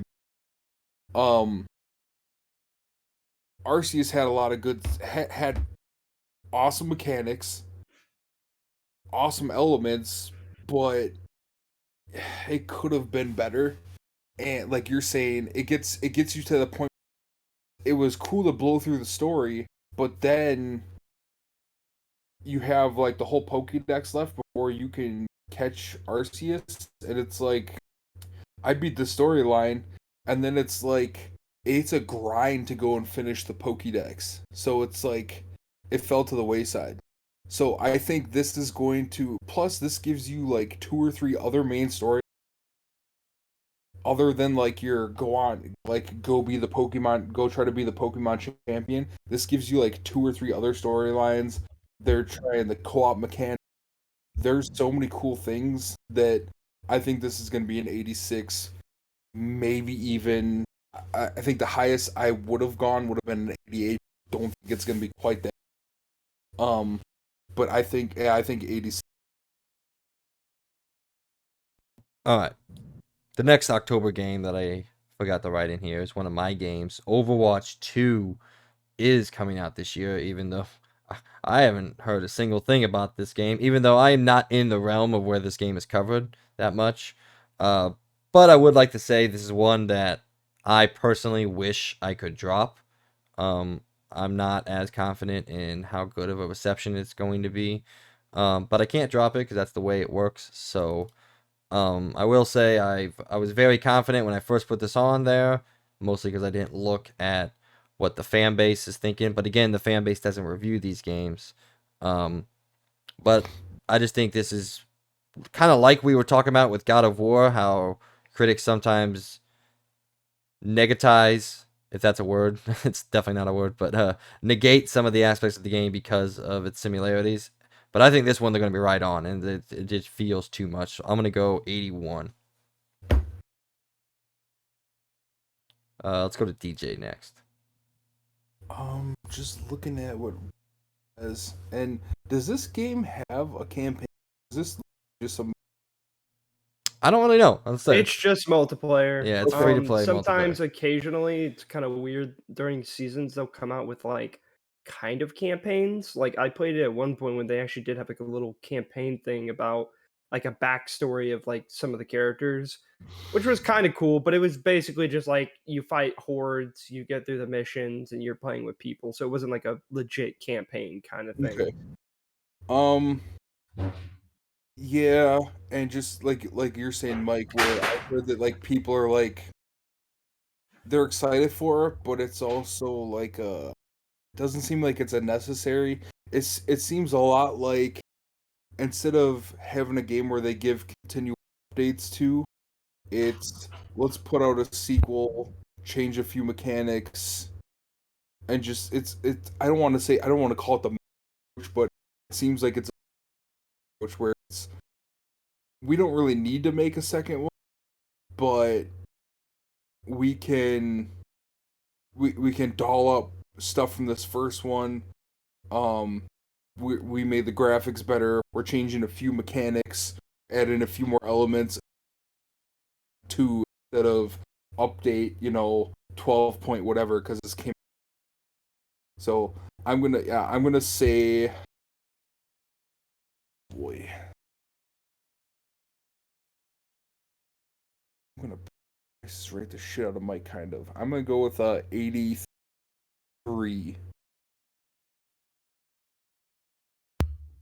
Yeah, I don't. This is an interesting one. I said I'm not really sure, like, because I know for a 'Cause fact that the fans are not gonna like this game. I mean, that's clear. That's clear to see from the internet reaction and Discord around it. But I have no inkling of how reviewers are gonna take it, and it's like I'm just kind of guessing in the whim. For reference, the first game got a 90. This game is getting nowhere near that. So Yeah, I don't feel like it will either. Yeah, because I actually was checking that out when you guys were talking, but I really don't think it's going to score anywhere near there. Because what they're doing with this new one is they are going to be releasing it as free to play compared to the first one, um, which is a good idea because I mean, basically, Overwatch was a free to play game, but they just charged you money to get it because the whole point of the game was opening crates and everything. It was literally 100% a free to play based kind of game. Um, so it's a good move that they're doing that with this, but literally all it is just an update. Like it's just a free to play kind of just a slight update to what Overwatch 1 was. And I mean literally that's exactly what it is. yeah, Like absolutely. from what I could see of it, it's literally just an update. It's not an actual brand new game. It's hard to say what it's going to be. I don't think it's going to be anywhere close to 90. I think where around Mike is at is about correct, but I'm going to go even lower and I'm not going to do the prices right. I'm going to say like 79. That's a weird number, but I kind of depend. I don't know. I mean, if there's some fans that aren't going to like this, and especially the reviewers that usually do this are mostly fans and have played these kind of games before, because it's not really a big update and it's all this is just a slight upgrade to what it was. I'm going to say, yeah, 79. I feel like that, or 78, but I'm going to stick with 79. Yeah, it's the one game on my list that I wish I could drop. I've lost a decent amount of confidence. Like, yeah, if its score is still like a 79 or 80, I'm still getting points from it, but it's the one game I wish I could replace, but I can't do it because that's the way this year worked out, unfortunately. But it is what it is. All right, backtracking a little bit here. The next game releasing in order is the Callisto Protocol. This is one of my games on the Fantasy Critics League, and like I've said, I am utterly pumped for this game. Like through the roof excited. I think it looks incredible. I think the gameplay has the potential to be incredibly varied with some of the powers they're including. I trust the people behind it. They seem like they know exactly what they're doing, what they're making, and how to make it. So I'm gonna go, which might be a little surprising to you, but I feel like I don't know. I feel like there's a lot here that's going to be taken well by reviewers, especially in a genre that, yeah, we've gotten Dead Space games, but we haven't gotten a truly Dead Space game since Dead Space 2. And I think it's something that people want, reviewers want. I want it to go plus 90, but I just don't think it's going to get there, so I'm going to settle at 89 for my prediction. Although I wanted to go 90 or 91, but I just don't think the reviews will get that high. So, DJ, what do you think, man? I'm gonna go 90. All right. Because just watching the couple things and I think this is a game that people have been kind of like, I don't know if longing is the right word, but I guess longing since, like you said, we haven't gotten a decent game like this since Dead Space 2, and that's Dead Space 2? Like 2011, I think. Yeah, something like that. Dead Space 2, yeah, 2011. So like, I feel like you're over 10 years already. Like, that's a long time to wait for not necessarily a sequel. Like, we've waited longer. And I feel like this is gonna go. It's. I feel like it's because it's very but there's a lot more to it, and I think that's gonna hype up people, especially Dead Space fans. I think that's like rock their boat, and they're gonna love it. And I mean, obviously, it's not all about what the fans think, but I think it's gonna bode well for big scores. All right. Logan, my man. What do you got for us? Well, weirdly enough, Dead Space doesn't even have an OpenCritic thing for me, which I think is really weird. No, it came I'll out look it up. It came out before the website Oh, okay, that was makes a thing. sense. Yeah, you can go look at its Metacritic though. I was gonna compare and see what I got on that. What's it? Here it is. I'll just look this real quick. I'm probably not gonna. Well, let's see. I'm just curious. Okay, so that's about where I thought it was gonna land. I think personally, even before I even looked at this, I'm gonna say 88. I think 88 is a good score. I think it's gonna score very high. This is bringing back a genre that people are very excited for. This game looks great. It looks like a game I would love to play, but I couldn't. You're I think just it's too gonna scared go. to. Yeah, I'm too scared. Like I physically can play it, but will I be able to get the whole thing? Probably not. But gameplay looks great. Graphics look great. They're doing very interesting things with this. The story looks pretty interesting. I mean, there's not a lot to go off of other than, it's the prison. There's weird shit going down. That's all you need to know. So it looks really, really good. I think especially for the fans of this. I mean, Dead Space 2 got like an 87. I think it's going to get even a step above that. I think 88. I think 88 is a good score. I think this game is bringing back a genre, and I hope it does very well. And I mean, it looks like it's going to do really well. And from everything they've shown, it looks very good. Everything looks great. Story, music, gameplay looks very smooth and like fun. So yeah, I'm gonna say solid 88. I really believe it's gonna get at least either 88 or 87, but I think it's gonna be an 88 for sure. All right. Marvel's Midnight Suns finally got its release date confirmed after a couple months of not knowing. Coming out this year in December 2nd, I believe. Logan, this is your game officially now Yep. once again. So what do you got for us? I think this game looks very interesting in many ways. Do I think it's going to score exceptionally high? I do not know. I really think it depends on like what you're looking for. Um, I do wish they kind of showed more about like what you could do with your own character. And I don't know if you can actually change your character in any way when it comes to their powers. That's kind of a really interesting thing to see because like if not, then what's the point of even making a character if you can literally only one style of character? And I just think that's kind of weird for a Marvel superhero style game. So I guess it would depend on that, but I think it looks pretty interesting. The gameplay looks different, and it's kind of cool with the whole card system. I don't know how difficult or weird or how dumb that might be. It's not like a I don't think they would need to add any pay to win kind of crap in there where you had to buy stupid thing, but I really don't think so. I mean, a lot of people had that scary feeling when Back for Blood was doing that and they were coming out with the card system. People thought that was gonna be pay to win, but you don't ever buy cards in this game. So I don't think that's gonna be a problem. I mean, it's also not an online game, so you don't have to worry about that. Um, but I think it looks really, really good. I think the combat could be really, really fun, and the card thing again is very interesting. You can kind of change up the whole style of what was, like the XCOM games and everything. Um, and it really also just depends on how interesting the story is and how many characters they put in there that are interesting and fun to play. I'm gonna say probably I'm gonna say 81. I think it's going to be maybe, closer to the 80s, maybe 81. I don't think it's going to go any higher than that. If anything, it might be lower than what I'm saying, but I'm going to say 81. I feel like that's where the cap is going to be. I don't think it's going to go any higher than that. If it does, sweet. I mean, I get some nice points from it, but do I believe it's going to get more than at least an 81? I don't believe so. I think it's going to be in the 81 area. All right.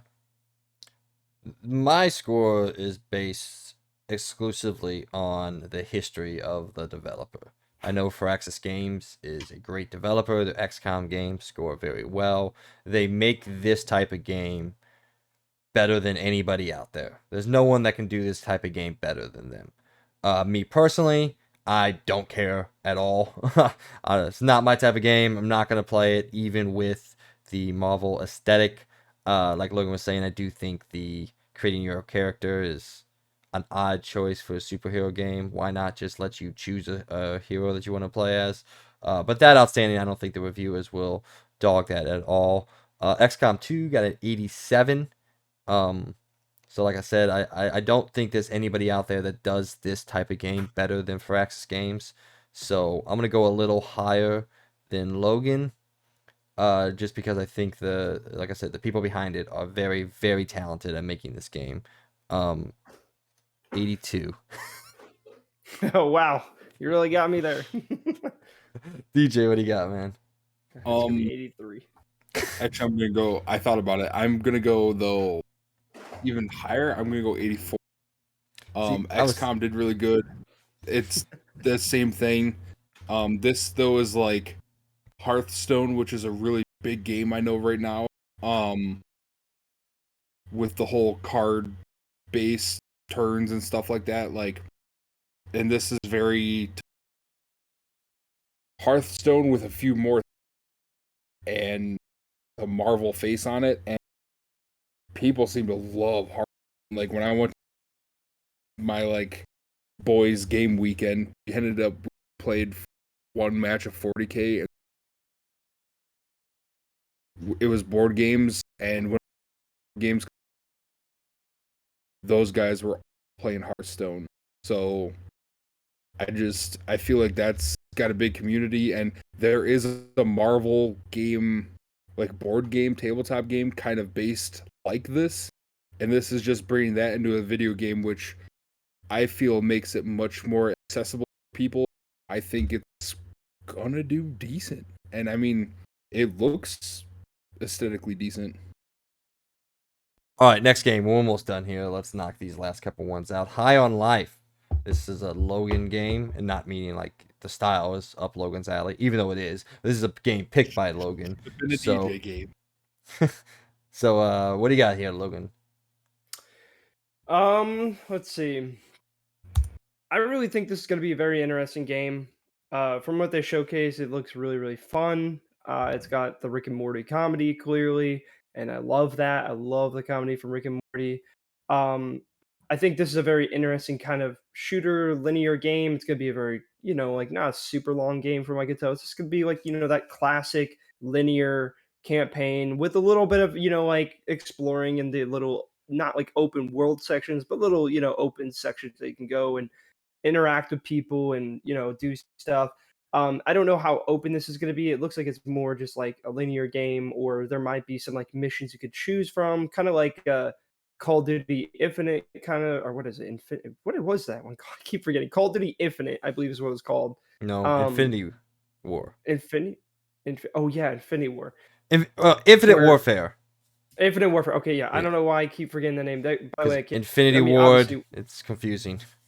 Yeah, we couldn't praise that game enough, but I think it's got that same kind of. I think it might have that kind of mission style too, where maybe you can have like some bounties because it's a bounty style game where you're a bounty hunter. So maybe they'll have some of those kind of missions in there, and there'll also be a linear campaign as well. So maybe there's like you could choose some missions. They'll put you into that area, and you can kind of lightly explore, but then basically fight your way to the boss battle, which will be the bounty that you have to fight.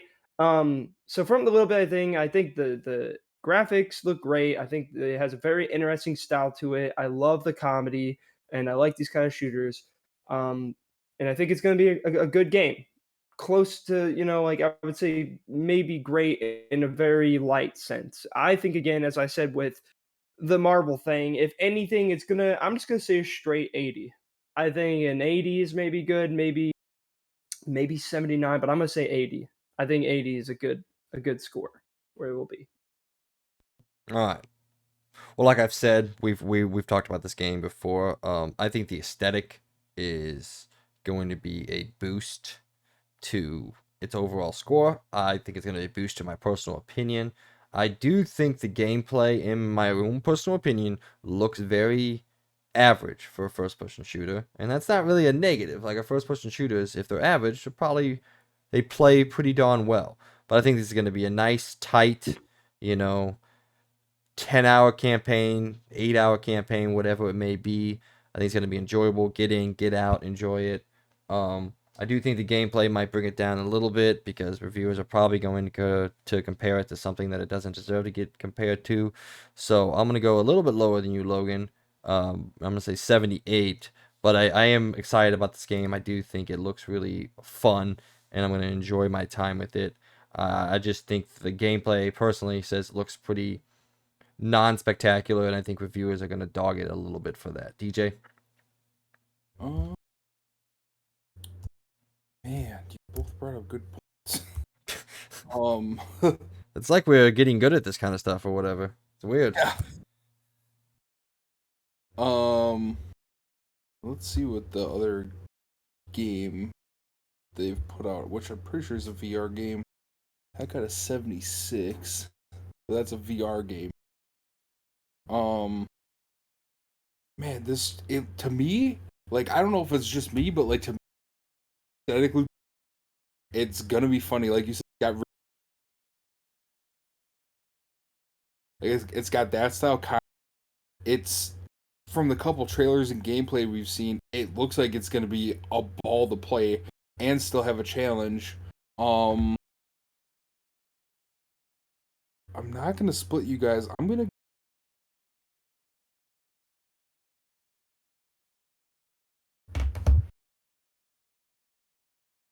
Hello? Did you not hear that? No, you cut out. Oh, sorry. I said I'm not gonna split you guys. I think it's gonna be. It looks challenging. It looks fun. I'm gonna give it a. He cut out again. Did it really just cut out right when he said it? 81. 81, okay. The best like times. twice right as I said it. That's crazy. Both times. Alright. Crisis Core Final Fantasy VII Reunion, the remake / remaster, whatever you want to call it, to the 2008 PSP game Crisis Core Final Fantasy VII has got an official release date for December 13th or 12th, whenever. It's the same day as High on Life, whatever it is. So this game I'm very much excited for. I will be playing it day one. I can't wait. I think it looks better in every way from the original. Obviously it looks better, but I'm talking about like in terms of like its gameplay style and everything like that. It's probably going to do some interesting story beats to connect it to the larger thing that they're doing with Final Fantasy VII, the remake of that game. So based off its original score of 83, I think this gets nothing less than more than that. So I'm going to go with my old trusty sidekick of 84. Logan.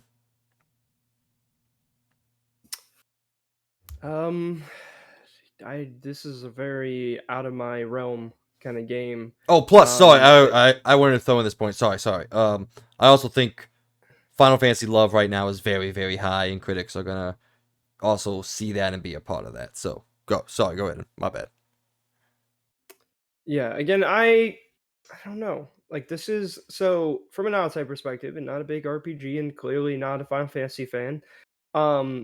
I could see, yeah, that people really like this and everything, and I mean, it looks good. But I'm gonna go back to my God of War thing, where I'm gonna say that they're gonna compare. I feel like there's always a comparison, and in technicality, this game looks worse than Final Fantasy VII Remake. And I know it's not made by the exact same engine; it's a little bit different. Um, I honestly think, and I'm not even gonna look up the score for Final Fantasy VII at all. I don't really care. I'm just gonna go off my head here. I'm gonna say with the Final Fantasy love and everything, I'm gonna say lower than you. I'm gonna say, and I've been saying this a lot with every game, but I feel like this just seems more like I'm gonna just go with 80. Yeah, straight 80. It's not bad, but I I don't just don't think think it's gonna score as high as you think because of the comparison. It's not as visually pleasing as what the new Final Fantasy VII remake. This is about a very much more not as heavily worked on game as what Final Fantasy VII remake was, and I think it's gonna be good. But I don't know how much people are gonna straight up just completely love it for what it is. I know it's Final Fantasy game, but some about it, it's lesser quality in a sense. So I think again, it's gonna be an 80, which is not a bad score. I think it's gonna be good, but I just don't think it's gonna be as good. well, So because Final Fantasy VII Remake, the actual remake of the game, was built from the ground up. This game is well, still yeah. using the original Crisis Core, which is a PSP game. It's still using its original code. They just went in and pretty much retouched up every single aspect of it. So I don't know if the comparisons would be too heavily, because I think reviewers out there know that this game is not being rebuilt from the ground up.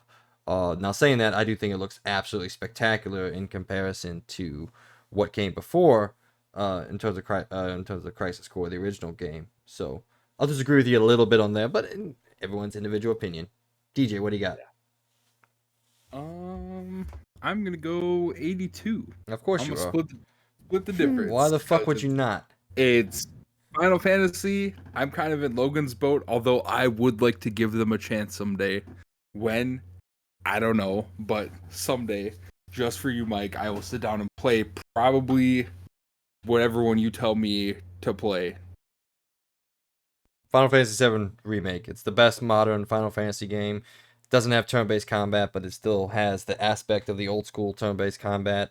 I think the story is super interesting, and when you do get done, I'll tell you all the different nuances and some of the really cool shit that they're doing with the remake, with taking the old story, but then making this whole new thing, which I don't want to spoil anything out there, but it's essentially set in the exact same timeline, exact same universe, but different timeline. And it's really interesting what they did with it. All right, the Dark. Wait, yeah, you gave your score. The Dark Pictures Anthology, The Devil in Me, the fourth game in the Dark Pictures Anthology, is coming out later this year.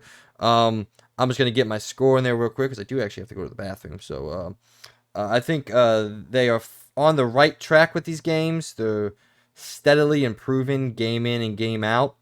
So I think this game will be a little bit better score than the previous game. The previous game scored a 73.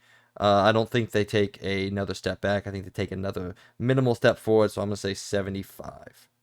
And I'll be right back. You guys can discuss it. Let me know what your scores are when I get back. Okay. I don't know if I'm supposed to go next or you. Well, But I I think guess you I'll. talk about it. So Okay. Well, I'm gonna say 73. I think it's from what I can tell, both the House of Ashes and Little Hope both scored 73. The only one that scored lower was Man of Medan, which was a 71. Um, I don't know how much better this one's going to be. I think the Dark Anthology is their less high produced games, in my opinion. There's a lesser quality to them, but that doesn't mean they're bad games. I like them. I mean, I played them all with my friends and I really enjoyed it. It was a fun co-op game to do together. But it's yeah, I mean, I think this one's gonna be. I think it's just gonna be in the same realm. I really don't know how much higher it's gonna be than this because it seems like there's this trend of where it goes. It went from 71 to 73 to 73 again, and I feel like House of Ashes was easily, in my opinion, the best one so far, but it also isn't a really scary game. It's definitely a thriller more than anything. It also heavily I'm back. copies a certain franchise called Aliens, but I would definitely say again, as you weren't here, Mike, but I'm going to say 73 because I think it's a trend. It went from 71 to 73 to 73, and I think it's going to be 73 again. I think it's going to be, if anything, close enough to House of Ashes. And as I was saying too, these games are definitely their lesser quality games, but it's not a bad thing. I think they're really good in a sense, but I don't think they're like their top thing ever. And even the best one, which I think is House of Ashes, I really enjoyed that one. But again, it was like more of a thriller. It wasn't really horror, in my opinion. And I still thought it was really, really good. And I think the next one will probably be in the same boat.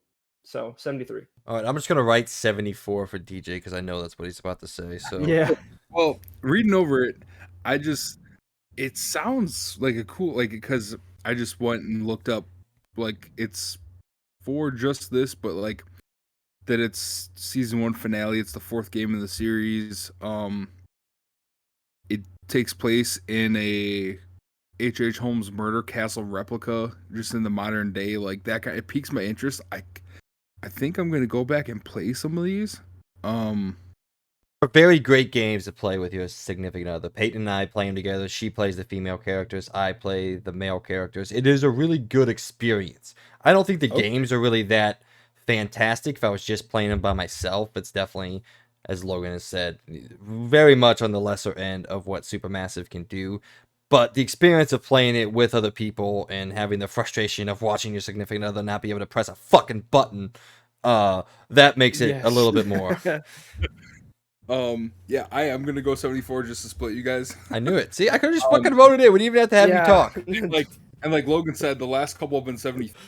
But I think like if this is gonna be your season 1 finale or however they're gonna do these games, like I think they gotta kick it up a little bit. I don't know if it's really gonna change people's minds or not. I'm gonna go 74. All right, the last game that we are doing for right now, if there is anything else that gets announced or anything like that, we will come back and update you guys on it. But this one is strictly for DJ out there. I know has some excitement in this game, so let's check it out. Let's see, Goat Simulator 3. I threw this one in there for y'all out there. DJ, what do you think Goat Simulator 3 is going to score? And I'm not even going to tell you the score of the original Goat Simulator. Oh, I have that pulled up. Oh, okay. I was looking to compare. So like this isn't like they're not trying to win an award with the game. No. Like it's just for fun. Like the first one got 60. It feels like they did a little bit more ambitious stuff with 3, and it's gonna be more fun. I don't want to stretch, but I'm gonna give it a 60. I'm gonna say it goes 65. Like it's not gonna be mind blowing. It's goat. You're a goat, and you can randomly trigger superpowers and shit. Like, and you're literally just trying to cause destruction and mayhem. Like, it's fun. It's shut your brain off and be a goat. Like, it's kind of making fun of the people that go out and buy Farm Simulator to be a farmer. But like the only couple that I know that love Farm Simulator, one of them works on a farm and then plays farm, and the other one has worked. Bro, that just sounds depressing. Yeah. Never leave work, man. You play work and you live work. It's well, like for him, like I guess this is how I would run the farm. He gets to do that in Farm Simulator, but it's like that's just a sad like. What are you doing, man? Like, there's other games to play. Granted, I'm pretty sure the only other game he makes time for is Madden. So, oof. Yeah. And maybe Call of Duty once in a while, but I'm pretty. So, I mean, what more can you expect? But I feel like this is just this is a great way to have a satirical commentary on all. Like, Yeah, so I'm gonna go 65. Well, I'm gonna go a little higher than you because I do think there's something here. I think especially in the simulator genre, we've seen a lot of games come out, and a lot of them score pretty decently to average. And I do think, as you were saying, with the motif and the mood of this game, and the parody aspect of a game, it's gonna be received much better than the first game because that stuff has a much more purposeful place in today's modern video game industry. Because when the first game came out, yeah, the first game came out in 2014. We still haven't, back in that day, we still hadn't had like the parody games that we do nowadays. So I think it's gonna score high. I'm gonna go with old trusty man's favorite, 69 on this one. I think it's gonna, and it may even creep into the 70s. I wouldn't honestly be surprised because I just think there's something here. It looks fun, like you said, it looks like turn your brain off, and I do think the response and the critical reception of it will be a lot more inviting because of some of the more modern games that we have that have come out that makes it a little bit more easier to receive some of these parody games than it was back in 2014. Logan, let's wrap it up here. What do you got? I'm gonna say 68. Um, I was gonna say that even before you said 69, but I guess I'm gonna do Price or Right on you. I mean, heck, I even think that's kind of high, but I think it's not definitely gonna hit anywhere in the 70s. I would be very surprised if it does, because that'd be a huge jump from the first one. But I think it's a lot of what we got in the first game, but with a bit more, well, not a bit, a lot more improvements from what I could tell. It looks, like there's a lot going on. Looks like the world's a little bit more bigger and fuller, is what I would say. Um, yeah, I mean, it looks like a fun game, but I definitely, yeah, I gotta say, like, I would be kind of surprised if it gets in the 70s at all. I'd be pretty impressed actually for them. But yeah, I'm gonna say 68. I feel like 68. Like, I feel like there's a lot to be improved with it, but I still don't think it's any more than just a fun simulator crazy game with probably a lot of bugs and things that break the game. But that's the charm of the game. It's just how it is. It's just Goat Simulator. So. All right, well, ladies and gentlemen, that brings us to the end of part 2 of our Open Critics ratings prediction battle, whatever you want to call it. We all enjoy these here. We have a lot of fun with these, talking about these games and what we think they're going to score. Let us know what you guys think of some of these games, whether you think our predictions are befuddling or baffling in any way. What do you think they're going to get on the old Open Critic website now? All right, we're going to head on into a second point of the show, Pots. This is here, we're sitting down and we're talking about the Call of Duty Modern Warfare 2 beta. Both Logan, DJ, and myself, I said both, all of us, have played this game, and for quite a while. I think probably about 10 or so hours, I think is probably about right. We put a decent amount of time in, leveled up some guns, got to experience, I think all the maps that they released, other than what they released yesterday, which was Ground War. I haven't got a chance to check out Ground War yet, but we'll do that later today.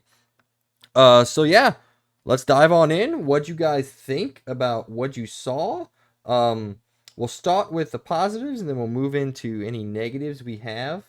So I'll turn it over to you first, Logan. I like to riff off what you have to think. You know a lot more about Call of Duty, so then I just give you my opinions based off what you have. So what do you got, man?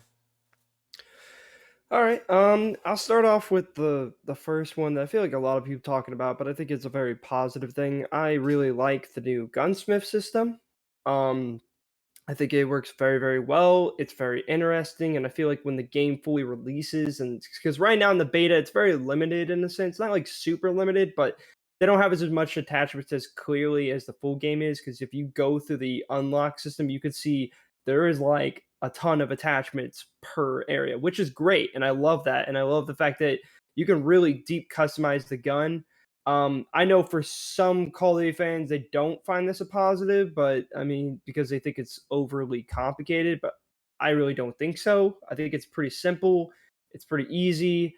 It does take a little bit to get used to because they have a new system now where you unlock the weapons. So like you start off with the platform and you level up each weapon to unlock different platforms for that specific one. So like the M4 becomes the M4 Recon, which is basically the battle rifle version of it. And then you unlock to a certain point the battle rifle to get the SMG variant. And then same for the when you unlock the heavy machine gun variant, if you keep working with that, you then soon unlock the, why can't I remember it? Was it a different variant? I can't remember now. What the heck? What are I guess I you got. stomping on? They had the heavy machine gun, the submachine gun, Battle the rifle. the battle rifle, and was that it? I could have sworn there was Well, another one. I can't believe there's I can't remember the right now. marksman rifle. Maybe that could have been it. Yeah. Yeah. Well, Did you say you said LMG too, right? yes. Yeah. Okay. But yeah, I think the gunsmith system is very good. I'm very excited to see it when it releases for the full game, especially to start seeing all the other weapons, because technically you can mess with two different weapon platforms right now, but if for some reason, they actually did patch it out now, which is kind of frustrating for the people that got onto the new beta, like the Xbox and PC one. I mean, I already played it on the PlayStation, so I kind of already had classes built for this, so it's fine. It works for me. But if you just joined in now on the PC and Xbox, you actually cannot in any way or form get the MP5 at all. So you literally, because there's another variant where you get, which is called the Lockman or whatever it is. And that's one of the weapon platforms that builds out to a few different ones, like an LMG, a submachine gun, a battle rifle, and then more of a marksman rifle too. Um, and they all feel really good. Again, I really do like this system. I think it works very well, and I especially like that it cuts down on the grind of freaking attachments, because I feel like with 2019, the grind for attachments was insane. It took so freaking long to unlock everything, and I really like this system because it kind of opens it up a little bit more, and it at least gives you a start for attachments whenever you unlock things, so you can kind of move around. And like if you unlock some attachments for the Lockman, you can put some of those attachments on the M4, and just like if you unlock stuff for the M4, you can put stuff on the Lockman. And then with the different platforms in that system, you could put attachments with each one. Like you could put an M203 grenade launcher on a freaking recon sniper. It's just fun. It's cool, and I like the new system, and I think it works very well. I mean, that's one big positive I have so far. And by the way, you weren't here, DJ, but we're starting with the positives, and then we will move to the negatives. So I'll let you hit the second positive.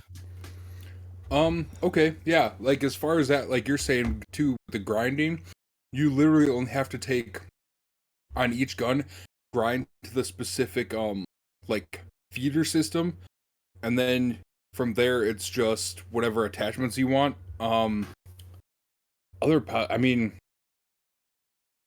I thought the maps were, some of them were halfway decent. The another big positive for me as far as like mechanic changes were the way the what are the perks work, where you basically start with 2 perks and then you earn perks as the game goes, or you can trigger perks to kick in instead of, and it can be all over. It isn't just, you know, like in past games where it's, oh, I'm gonna go this mode. Well, you can overkill and have 2 primary weapons, scavenger to pick up ammo, and lethals and tacticals, and then you only get to do this. Like you can kind of build your perk system to fit your gameplay style 100%. And like that was really exciting to, like, well, with this gun, especially because the unlock system was very limited for beta, like some of the guns you can only have like, and you only get 3 clips, so that like especially on a SM, that's not a lot of shots. That's like 3 quick sprays. So then like to put scavenger on that, so you can keep picking up ammo if you manage to stay alive that, and go from there. And like you're saying, with like to be able to throw the noob tube on the recon is awesome. Like especially if you get into Warzone or some of those other big map style where people are going to be able to revive you, you're going to be able to pepper someone, down them, and then when somebody comes to save them, either throw more shots or just quick shoot a grenade launch down that way, knock them both or down them both or kill them both, and then move on. Like I think it's going to be such a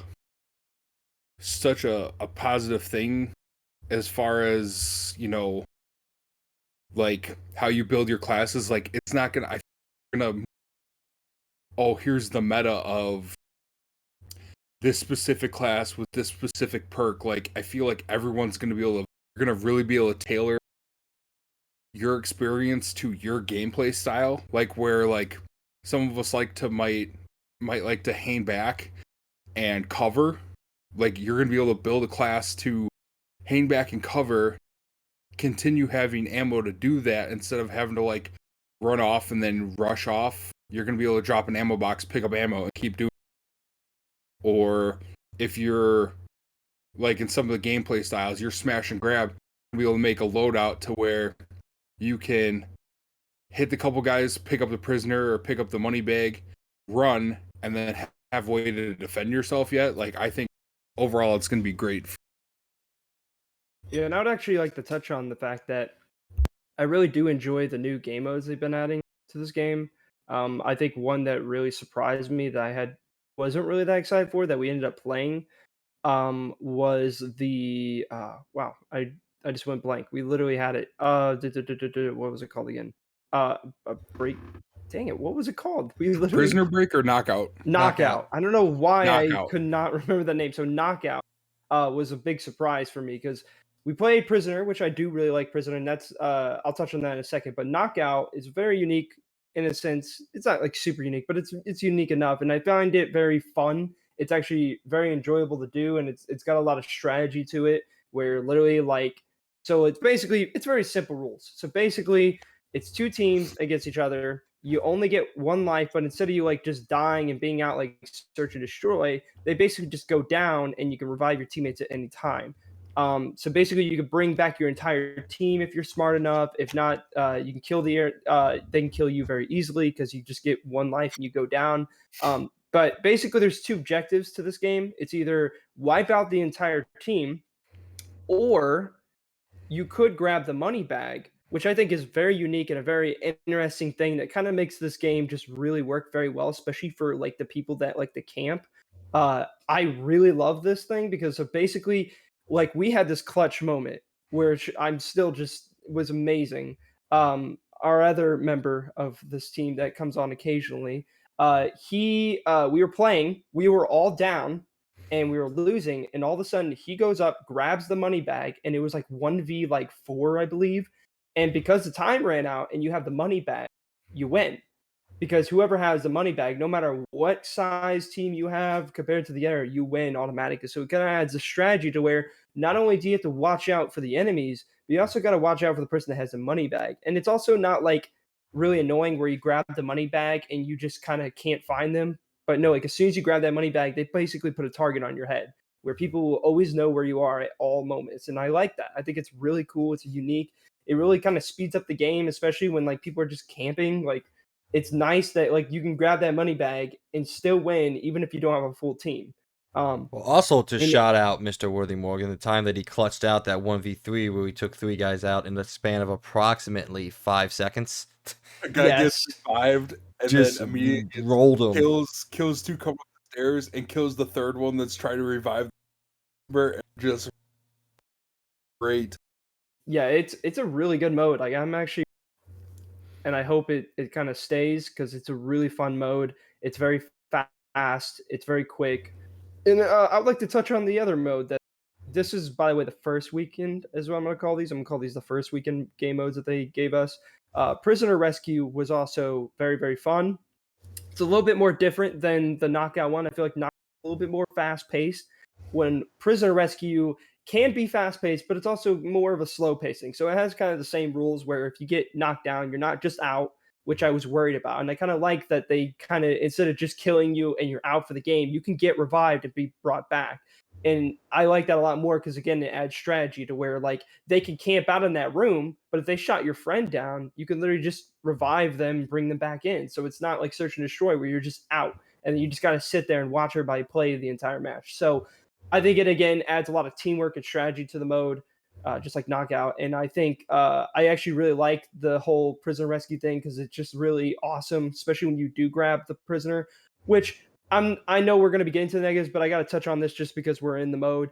They need to add a button where you could drop the hostage. Why is that not a button? Yes. Like when you grab the hostage, you are literally glued to them. You cannot do anything at all. You grab them. There was one moment when we played where I was trying to revive someone and I accidentally grabbed the freaking hostage, so I couldn't do anything. I literally had to just basically run to the exit or run to the extraction point. And at that point, I also didn't have a pistol, so I basically just ran into a group of people that were all just sitting there at the extraction point camping it out, and I got killed, and it was just dumb. So please, please, please add a button to drop the hostage. I mean, clearly in Search and Destroy, you added a button now where you could drop the bomb. So add a button to drop the hostage, please. That's all I'm asking And for. like you're saying too, it gives a good strategy because like if you're defending, the strategy is basically you basically have 2 or 3 options. It's split as a team and watch over each prisoner, go for one as a team, or just as a team, just go and try to wipe the whole other. Yeah, Whereas, and same with like knockout too. Like it's it's more or less trying to wipe the other team, but then like once you get a few ahead or a few down, especially if the other team has the bag, it's knock them down, and then like we ran into matches where people would then get the knockdown and then just camp on a body knowing that somebody could come revive it, so that like if somebody did pull off a revive, then it seemed like people camp a body harder and camp the money, because then it's either one you go for gonna be, because you're one or 3v1 either way, and it's like, what are you gonna do? And it's exciting. I mean, obviously, where it was literally we're trying to do our strategy, and get to the negatives of the skill based matchmaking, we just got throttled by guys that like a group of 5 that just ran through the whole map, and just next, Simtex, there's half the team, and then it's 3v6, and you don't really stand a chance, and just those games got frustrating. That's obviously that's a con we'll get into with the skill based matchmaking. Overall, like I think it's just fun and then we had to change our strategy on the because like what in one match didn't carry over to the next match. Like we had to go, okay, we can't go 3 guys go here, 3, we have to go hang back and see what they do, and then go from there, like let them get a prisoner and then stop them from getting into the extraction point and then camp the, like it's kind of fun to have to change your strategy on the fly. Everyone just go do their own thing and see what happens. Like that was awesome. I would also like to touch on a couple other little small improvements that I really enjoy, and I'm really happy they added this. For one, and I think all of us really agree on this, is the fact that they added a toggle now where you could do it between kill streaks or score streaks. And I love this. This is an amazing, amazing option, especially if you like playing, objective based modes more than team deathmatch. You can literally just switch it to score streaks, and it adds more, like, oh, hey, now I got to play the objective, but if I play the objective, now I get score streaks. So it actually adds this thing to where, people are more willing to switch to score streaks now compared to 2019 and actually play the objective. So I'm really happy with that addition. I think it's a great addition to the game, and it feels great. Um, there was another kind of smaller improvement that I was really enjoyed. I can't remember it right now, but I guess we can jump into the second week real quick and talk about a couple other games that they added. They added Invasion, which I do kind of enjoy. I could find the flaws in it where, yes, clearly there's no objective to it. It's just basically kill each other to the point you reach the score of 1,000. Um, I think it's pretty fun. I do think that they can maybe update the bots a little bit to make them a little less dumb. I mean, I've literally watched enemies run right past them, and then like 2 minutes later, the AI turns and shoots. And it's like, dude, he passed you like 20 minutes ago. Like, what the fuck are you doing? So they're pretty brain dead. I think their animations are amazing. Like they did a really good job with the animations. Dude, I literally the first game I played, I literally watched an AI team open a door, throw a smoke into the room, and then all do this clear the room style thing. But I mean, it doesn't matter because if they did that, the dude would have run up, probably killed all 4 of them before they even reacted. Which, yeah, they just need to update the reaction time of these AI because it feels like they're just kind of like having some kind of lag where they're like at moments like someone will just run past them and then 2 minutes later they'll shoot. Anyways, they passed them. I just don't get that. It's kind of weird, but that's a little bit of a negative. But I had to put that in with the game mode. But I think Invasion is a fun, very casual mode.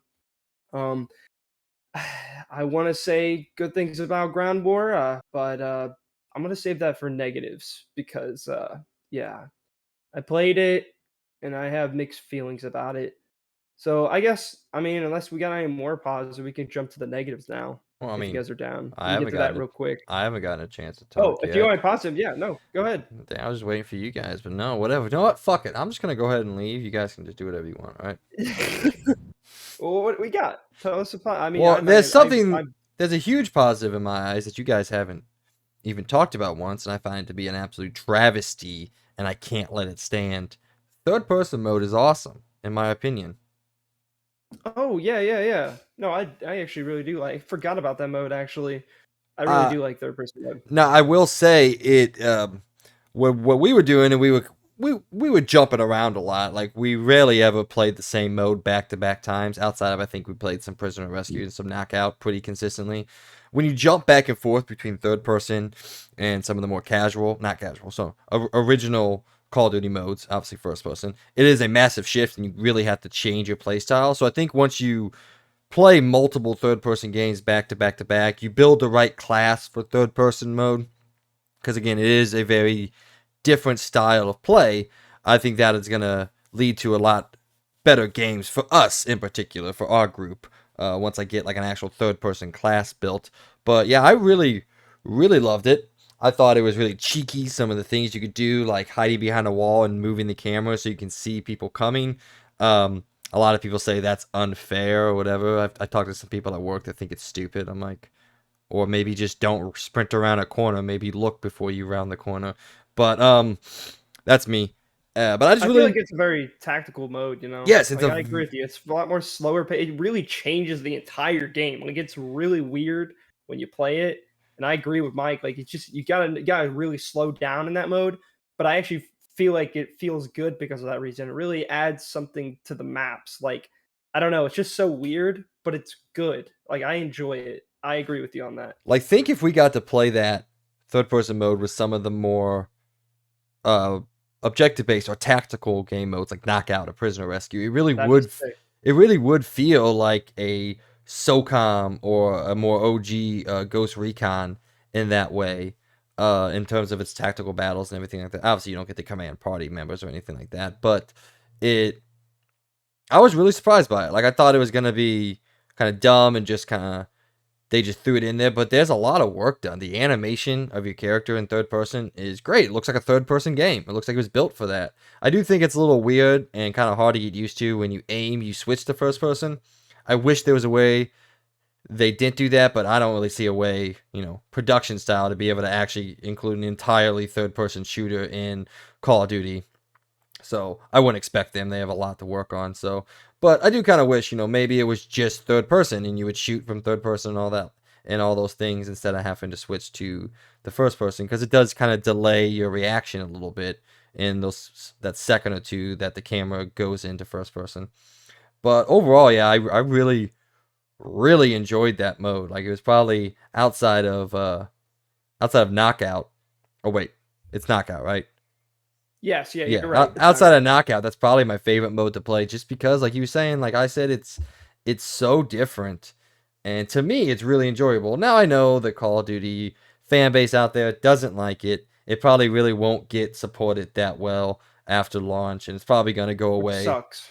Yeah, which does suck for me, but that's I know that's coming, but I I do have to say, me personally, as a much more casual Call of Duty fan, I think that is not the future, obviously, of the franchises, but that's a way that changes up the gameplay so much that I think it makes it significant. But of course, people don't like change even though they ask for change. And like we talked about last week, when change comes, they don't like the change. So welcome to the modern world of video games, folks. But yeah, I just want to say that I do really, really enjoy that mode, and I can't wait to play more with the full unlocks and the full weapon tree, and really find a class that works really, really well for that mode. Other than that, I mirror some of your guys' sentiments. I do like the gunsmith. The perk system, I still haven't completely wrapped my mind around. Like, the fact that you unlock perks in game and how to use them and what best to do. And I still haven't kind of wrapped my mind around all that yet. Maybe that's just me not understanding mechanics in the game, probably, but I haven't fully grasped the best way to take advantage and the best way to go about doing that. So, but yeah, you want to throw into the negatives real quick, because I personally have a negative that I think you guys think is a positive, but So, all right. First thing first, I'm gonna start with the last game mode, Ground War. Um, which there's a couple which things I need to for talk reference, about. DJ and I have not played Ground War yet, so Yeah. So I played a couple matches of Ground War. By the way, maps design way better. Let me hit that out real quick. I think the map design is a lot better. So it kind of cuts down on the super sniper friendliness. Now there are open areas, but I feel like there's so much more cover that it kind of cuts down on that a little bit. So it's not that bad.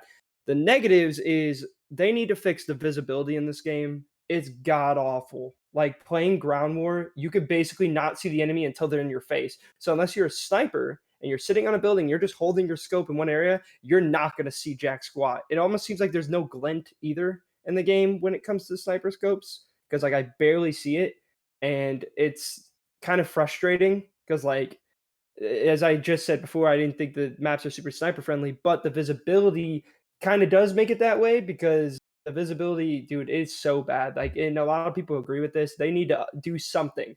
Show like I don't know, like in every other Call of Duty, name tags above their head. For some reason, they took that out.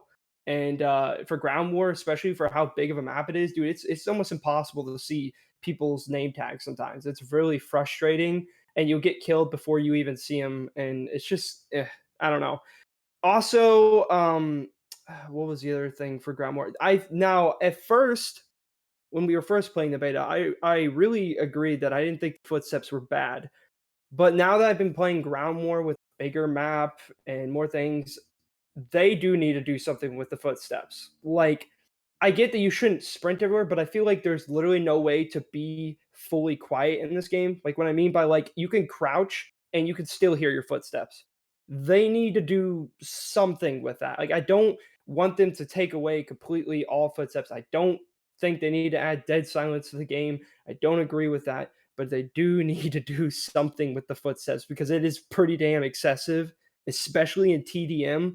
And TDM is basically unplayable in my opinion, because all it is literally you sit in a corner, you put your headset volume all the way up, you listen for footsteps, bam, you know where they are, bam, bam, which is a good thing in a sense, yes, but it really, really, really slows down TDM to the point where it's not enjoyable at all. I got killed, like, especially when you start to get better at the game, you get a higher KD and you get to the more sweaty lobbies.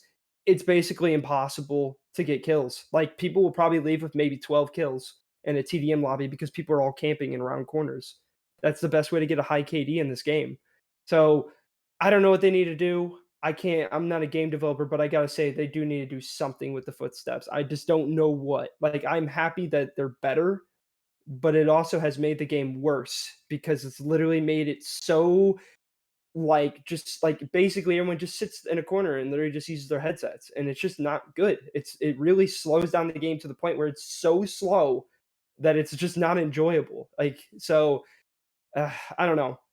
That's a very weird one where I thought it was a positive. The more and more I played and I got into the more and more sweaty lobbies is what I'll call them, because of the great, glorious, shitty skill-based matchmaking that they've added in 2019, which I still do not understand. That clearly they could just make a ranked mode, which is basically skill-based matchmaking, and then a casual mode where it just puts you in random lobbies without going through the whole skill-based thing, because a skill-based thing literally just makes Call of Duty not a casual game. You basically, if you do good, it gets to sweaty, and then you do bad, it becomes a little bit more casual and fun, but then you do better in that casual lobby and it goes back to the sweatiness. So it's like Well, I really think 50-50. real quick, I think one of the problems with that is, and this will probably happen, is Infinity Ward is probably worried that if they do separate the casual and hardcore, just the really good players will just go into casual because they want to they want to do good in the games. They don't want to go up against people that are just as good as they are and not do as good. They want to go into a lobby, get 40 kills, 10 deaths, and steamroll people. It's satisfying in that way. I mean, if I was a good player, I wouldn't. Well, I don't know. I don't know what I would do, but I'm not a good player, so I can't really speak from that standpoint. But I think that's one thing that's kind of to be warned about or warded off is, these great players that have their own avenue to play if they want to would just play in the casual lobbies because they know they can steamroll people. Yeah, but like again, like back in the day, it was just so like yeah, you would get in still some sweaty lobbies, but it wasn't like just mixing together all good people together to do it. Like because again, when you start to get to that high KD area and you start getting put in these matches, it's super sweat mode. And that's why there's always been since a long time now, it's been called ranked mode, which is literally what skill-based matchmaking is. It's basically you're doing good, you get a higher tier and you start facing other high tier people. And again, I think you should give people that decision, but I don't think they're ever going to do that because clearly it's been since 2019 that they've made this and it's not gone away in any of the Call of Duties. So I guess we just got to get used to it. I mean, again, I've gotten mostly used to it, but you shouldn't have to get used to this crap. It should just be an option in the first place. You should be casual and then ranked. Done. Fixed. You're still going to get into some bad lobbies, but casual also mixes good and bad, and it doesn't just go specifically their skill sets. So, especially for like if you're playing with friends, like what if your KD's higher than everyone else and you're the host? Your friends aren't going to have a good time and you're probably not even gonna have a good time. So I do hope I don't know what they could do. They're probably not gonna do anything about this, but still, I guess I'll just say that's a negative. All right, let me throw my one negative out there that you guys will probably disagree, and then it's really the only it's like my biggest negative about the game, even though it's not really that huge of a negative. Again, casual Call of Duty fan. I'm not in love with the map design, and especially the maps we play with. I only really like one. Now that being said, my least favorite, Farm 18. I did have a really good game on the other night. DJ can bear witness to that one. Very good Uh, game. but I really only truly enjoy the hotel one. I think it's a really well designed map where B in domination is obviously a choke point, but the choke point that can be held if you coordinate good enough and you are a decent player. You can hold that point and you can be strategic about it. Excuse me. Most of the other maps that we played, B is a clusterfuck and you're not going to get it. It doesn't matter how good you are. There's too many openings. There's too many entrances, and you just can't hold it no matter what. And I just haven't really fell in love or really look. Well, I guess loved again. I just really haven't loved a lot of the maps that we've played on. I'm probably a lot different than Logan and them on that. The one map that we played with Invasion, I personally dislike it a lot and find it to be incredibly boring and uninspired. But that's just me. Again, casual Call of Duty. All I see in that map is there's 3 lines where people can run down, and you get up higher in a building, and you can see all 3 lines, and then you just start shooting. But that's just me. Maybe again, I'm wrong. I hear Logan with the whole the buildings take down on snipers a little bit, but I mean I was still getting shot from a guy standing on the edge of the sight line and shooting me. Yeah, That's but just me. trust me, compared to the old 2019 thing, Yeah, that was fair. like I times never played it, 100. so Because I Ground War never in played that mode. 2019 So was literally 100% open spaces, a bunch of skyscrapers, and everybody was up there sniping just so they can get a nuke and end the match in like freaking 3 minutes because all they're doing is just sniping, and snipers are one-shot kills pretty much from the chest up. So yeah, it was that I'm happy that they did that. I mean, I get it. The maps aren't the new map, but I also have heard that these maps that they did are all literally just Warzone. They're just literally cut Like they Well, basically cookie cutter. Yeah, so cut this off Ground of the War and Warzone map. Invasion, the maps that they're using are POIs from the Warzone map, which in the grand scheme of a greater map, I think this is going to be really cool. I'm very excited. I don't want to talk about too much because obviously we haven't got a chance to play it, but I am very excited for Warzone 2 and what it's going to offer. But the multiplayer, my end thought of it, again, casual multiplayer fan to go and wrap up my opinions. It does feel like more Call of Duty. I'm sure there's a lot of changes in there. Logan's talked about it. I can't really speak to a lot of those changes because I haven't played Call of Duty Online since Black Ops 3. So I can't speak to a lot of those changes, but it does feel like a really well-made, refined Call of Duty experience. Whether you think that's good or bad, in my eyes, I'm excited for it. I'm here for it. I'm excited to play with you guys, and that's my overall opinion. And I'm sure in a year the game will be completely different. So we'll see then. Yeah, the only other negative I have, and it's not really much of a negative, but like I kind of have been watching a lot of videos, listening to what people have said, their opinions and everything. Um, and I gotta say, the more and more I look at it and kind of understand it, I don't know if I want the mini map back, but I also kind of do because I kind of understand why people want it back, but I also understand why they're trying to change it. And I feel like there could be a middle ground in some way or form. Because I do think ever since 2019, because originally in 2019, they weren't even going to have the mini map. It was just going to be the compass. But then enough people complained and they added the mini map. But then they complained because the mini map doesn't have the red dots, it's basically useless. So I I think someone showed a picture at one point of what they could do with the mini map to make it a little bit better and a little bit more usable, but not just showing exactly where someone is. Um, they had this mini map thing where, like, like when you play open world games and they try to make you find a hacking location where you get that little circle, and then when you're getting closer, it does like a little arrow thing in a sense or whatever. I don't know how to best describe that in that. They showed this like mini map where basically it's kind of like how the compass is done, but it's just in the circle mini map, and it'll have like little red things to let you know where gunfire is coming from, but it doesn't show exactly where they are. So it's not as like, okay, like here's this dude shooting. Okay, well now I know he's in the watching me because I seen him shoot his gun and I see this little red dot. So now I'm just going to chase that red dot, which is what old CODs basically were. And I can understand why people want it back because campers are, excessive, especially with the whole, especially with the footstep sounds.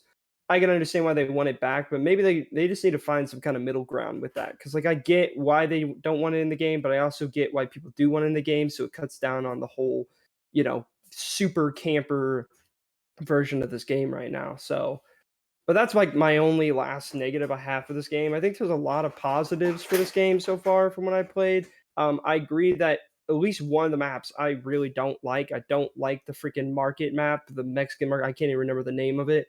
I don't like that map at all. I think it's insanely just poorly designed. It's insanely small, which isn't a problem, but it's the fact that there are like easy control points, especially that house in the alleyway.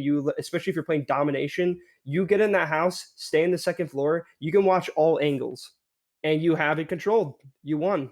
That's it. Like you literally have control of the entire map by being in that second floor in domination. And I mean, I've tested it for myself. You can literally just camp in that second floor and you can get a super high KD that match and just do nothing and you win. And I do not like that map. I think it's really badly designed. And I think some people also agree with that too, but I just don't like it. Farm 18 also has its problems. I think B is a clusterfuck, but it also I still mainly enjoy that map a little bit. I think obviously the hotel map, yeah, is the best. I also like the museum map. I do think, yeah, B's really hard to control because it's super open. I don't know how they could change that. Maybe add some cover. I don't know. And you But got that platform right above to kind of camp it out too. yes, yeah.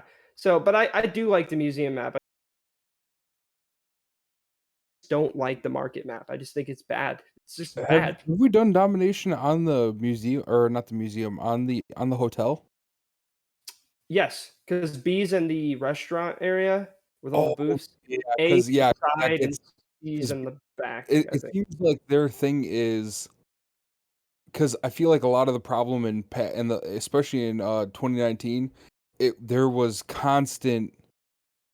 Some people would duke it out over B, and then the rest of the time, it's literally just spawn switching almost every other time you die.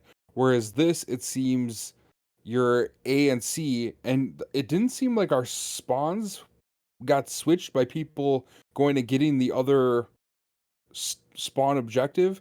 It was these maps seem much more designed at you're gonna get A, you're gonna get B, and then 5 out of 6 of the team members are all gonna be having a clusterfuck fight over B, and then the couple others are gonna go and try to sneak around and get A if they have C or C if they have A, and it's gonna rotate around that. It's gonna be who can you spawn, get someone trying to steal A, run around, get C, maybe wipe a couple people there while your team is working on getting B, and then that way you get that little bit of a point advantage for the couple seconds you can maintain all three before the clusterfuck at B swings the other way and the other team then spawns and gets A while you have C and then flip the spawns. It seems to much more control that and point at putting more levity on getting and being able to hold B, whereas it seems like in older iterations, the maps always had, let them have B. We're just gonna keep going back with having A and C and control the spawns and mess with that, and then let them have B. Whereas now we might flip the spawns, but it's gonna be much more you're gonna win if you can control and maintain control on B.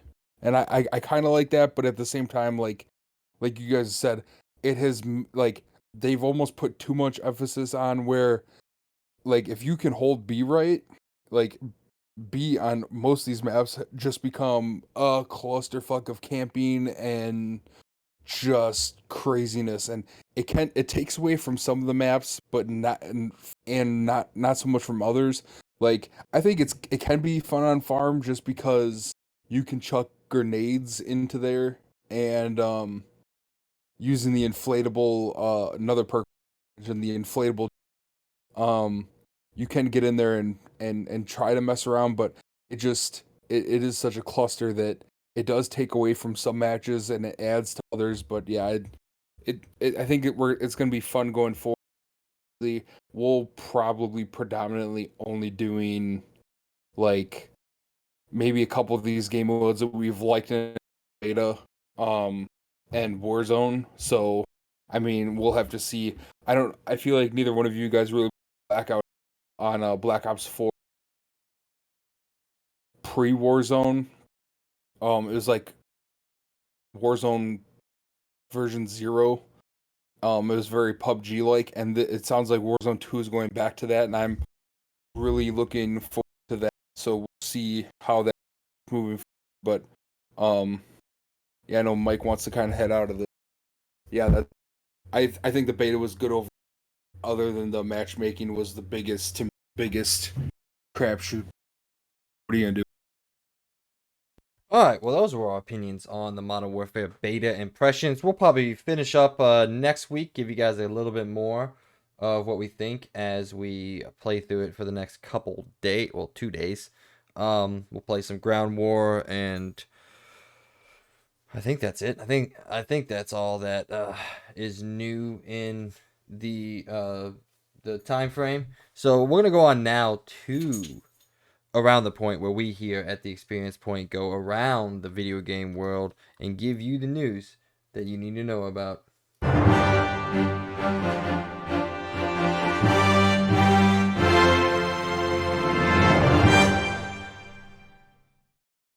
All right, number one on Around the Point. A couple of weeks ago, well, maybe a couple months ago at this point, Logan, DJ, Logan, DJ, and myself went through the list of the modern video games that IGN has given a 10 out of 10. And this past week, they sent out a poll that that allows voters to vote on whether they believe the game is a 10 out of 10. And I just wanted to run through real quick and give you guys the the responses or the final answers or whatever to these games and see what you guys have to think. So let's go through these real quick. Celeste, they gave it a 10 out of 10 to. 72.2% of the people believe no. The Last of Us, 75.4% believe yes. The Last of Us Part 2, 49% believe yes, 51 no. Half-Life Alyx, 55% no, 44% yes. Red Dead Redemption 2, 73% yes, 27% no. GTA 5, 65% yes, 34% no. Elden Ring, 69, heyo, percent yes, 30% no. Bloodborne, 54%, 45%. Wait, sorry, 54% yes, 45% no. God of War, 77.9%, 22.1% no. What do you guys think about those ones so far? Which ones do you agree with? Which ones do you do not agree with? God of War was definitely I never Bloodborne. But what I've heard that and Elden Ring definitely I think and GTA 5 to me, especially if you're comparing it to the other GTAs, GTA 5 is a 10 out of 10. The only one I would put closer for me personally is the other ones just kind of that I know love Vice City, not huge on, but whatever. I think probably gonna, 6 looks like they're gonna really crank it up. The Last of Us games. I don't care about Half-Life. I played Half-Life. I thought that was pretty good. Red Dead. I can never get into Red Dead, but that's definitely a 10 as far as I see. Some of these other ones, like I don't even so but yeah, I think and like it says before the little thing you can click on here, like they're not saying these, they're just saying they're really, really good. Yeah. So Logan, what do you think? Basically from what I can tell with some of these voting, like what the percents are, it also just seems like people just don't like these games and they're just like, well, they gave it a 10 out of 10, so since I don't like it, I don't agree with it. Like for example, Celeste, 72% of people say no. And I'm guessing that's because it's an indie game, so they think because it's an indie game, it can't get a 10 out of 10. I I don't know. Well, I it's think more some of people like, are a do little you bit think it too. deserves to get a 10 out of 10? Like, Metal Gear Solid 5, I got a 10 out of 10. I personally don't believe it deserves to get a 10 out of 10. Celeste, I played a little bit of, wasn't really my type of game, so maybe I'm wrong, but I voted no for that one. It probably, in my mind, deserves like a 9 out of 10 or something like that, but I know that story rang true with a very, I don't want to say this, underappreciated aspect of civilization. So I know a lot of people grabbed onto that. So, but I think like you got the Witness here that probably doesn't deserve a 10 out of 10. Obviously, Super Mario, yes. Persona 5. The fact that Persona 5 Royal 51% say no is absolute bullshit in my mind. That Persona 5 Royal is the greatest JRPG ever made. That's a 10 out of 10. Full stop. That's what I'm saying. Like, I think some people think because it's not like a super graphically heavy game, it's not, the I don't know, just gritty and etc. It seems like a lot of people just don't seem. They're like, oh, it's got, not super realistic graphics. Oh, it's not this. Well, then clearly it's not. Doesn't deserve a 10 out of 10. I don't know. It's just kind of weird. Like I'm looking through some of these, and it's like it kind of baffles me. I mean, I'm sure the Witness for the people that are into these kind of games, maybe it is a 10 out of 10. But like, I don't know. It just seems like people look at this picture and like, well, clearly it doesn't look great, so no, it doesn't deserve a 10 out of 10. It's like, well, I don't know, just like it seems really weird. Like even for the Final Fantasy, online, like I probably don't agree with it, but if I liked MMOs, would it be a 10 out of 10? Probably. I don't know. I'm not an MMO person. Even the Inside game, people are saying that doesn't deserve a 10 out of 10. But why? Is it because it's a smaller game, indie game?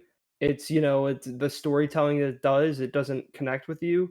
I feel like most of the voting on this, I feel like it's kind of biased, so it's like hard to really believe that enough people don't agree with this, because I think some people are just going through this list and like, that game doesn't look good. No 10 out of 10 for that. So I don't know. Well, I think it was I don't just like Last of Us Part 2, but like, I mean, hey, if the for the people that love it, I mean, it probably deserves 10 out of 10 for them. okay. Like, so I don't think The Last of Us deserves a 10 out of 10. I think it's just a 9.5 out of 10. yeah. But I mean, Again, Last of Us Part 1 at least I do agree with. yeah, So 10 out of 10. um, As everybody in the world should, and if you don't, you're wrong. I'm sorry. yeah. But like the But I'm also inside, kind of surprised that people gave like the Half-Life game, like a lot of people down with that. I'm like, why? Like, give me an example, because like it's actually one of the most brilliant and best designed VR games out to this day. oh yeah, And you're telling me, it like, come on now. revolutionizes. Yeah, it revolutionizes what can be done in a VR space up until the point of when it came out. Like Yeah. yeah. If something, I mean, I don't really think people. There's only anything's like better. one other game that even comes close to it. So it's I don't agree with that either. Like, I mean, I haven't played it, but I'll tell you right now, from everything I've seen and all the people that have played it, it's insane. Like, it's an honestly, it's an achievement for that company, and it's brilliant. And again, it makes people like hope that they would actually make more games, but clearly they're not. But it is an insanely brilliant, very well designed game. Especially, it's so insane that it's like probably the most insanely well designed VR game to this date. Other than, dang it, what is it called? The game I'm hyped for, that's also a game that's very close to that. So, but yeah, All I right, think. sorry, go ahead. No, I don't have anything to say. Let's Go on. go. Let's go to number 2 on Around the Point. GTA 6 experienced one of the biggest leaks in video game history, if not the biggest leak in video game history this week. And it's kind of sad that it happened this way, but that's what we're going to sit here and talk about it. The contents of this leak leaked on September 18th, 2022, includes over 90 videos of various clips, unfinished assets. It shows off several elements of the game in development, including the world, the gunplay, some NPC, AI, and interactions. And it also confirms some of the rumors that we had known to be in existence throughout some of the rumors and everything throughout the internet, and including the existence of a male and female protagonist and the existence of those two. So just wanted to sit down and see if you guys looked through some of these. They've been since removed, so you couldn't watch the videos exactly, but I'm sure you guys out there have watched some videos online of people talking about it.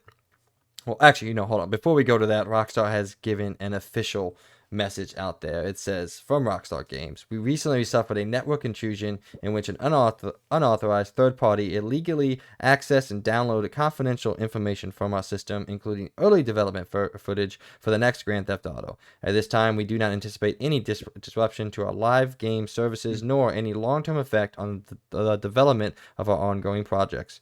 We are extremely disappointed to have any details of our next game shared with you all in this way. Our work on the next Grand Theft Auto game will continue as planned, and we remain as committed as ever to delivering an experience to you, our players, that truly exceeds your expectations. We will update everyone again soon, and of course, we will properly introduce you to the next game when it is ready. We want to thank everyone for their ongoing support through this situation. Dearly, the Rockstar Games team. So I wanted to give a chance for you guys to see if you saw anything out there, the leaks, any videos, what you think about it, and just have a quick conversation about it. Oh, sorry, I meant to unmute. So from what I've seen so far, I actually did get to watch the videos before they were taken down, because they were like literally being spammed on YouTube. So I actually got to watch it, and I got to watch pretty much all the clips, because I wanted to watch it as soon as possible before they were taken off completely. It looks great, man. Like, I mean, again, there are some dumb people out there that thought this was the final product for some really dumb reason. They didn't seem to understand that this was development footage. So everything doesn't look great, but what they were showing was the systems at work and what they were designing. And I gotta say, it looks pretty dang cool. I am a little interested about the main protagonists, I guess. I it's like a Bonnie and Clyde kind of story, I guess is what I heard. And it's in Vice City, so that's kind of interesting. But they showcase like some of the systems, like them, robbing a store and all that. And Well, they didn't showcase it, but well, they kind of did. well, They like showed Rockstar like didn't showcase it. yeah, no, they didn't. But like they like in the development, you could see them robbing a restaurant, like a little burger restaurant or whatever.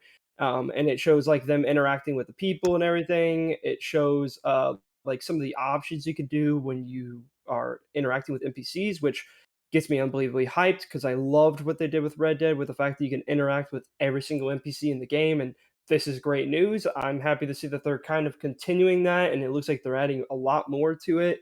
I couldn't really go off of like what they showed. Like they didn't really get to show a lot of gameplay because clearly it's not Rockstar, it's development footage. But I'm just saying, like from what I was seeing in the development footage, it didn't really like showcase a lot of like gunplay and stuff. But it showed a little bit and a little bit of like the cops and everything. And it's got a very desert GTA 5 vibe from what I was seeing too from the development footage. Like I was kind of getting a little confused because it kind of looked like that, but other than that, I mean, just from the little bit that clearly wasn't supposed to be out here, but the development footage that was leaked, I mean, it's cool. But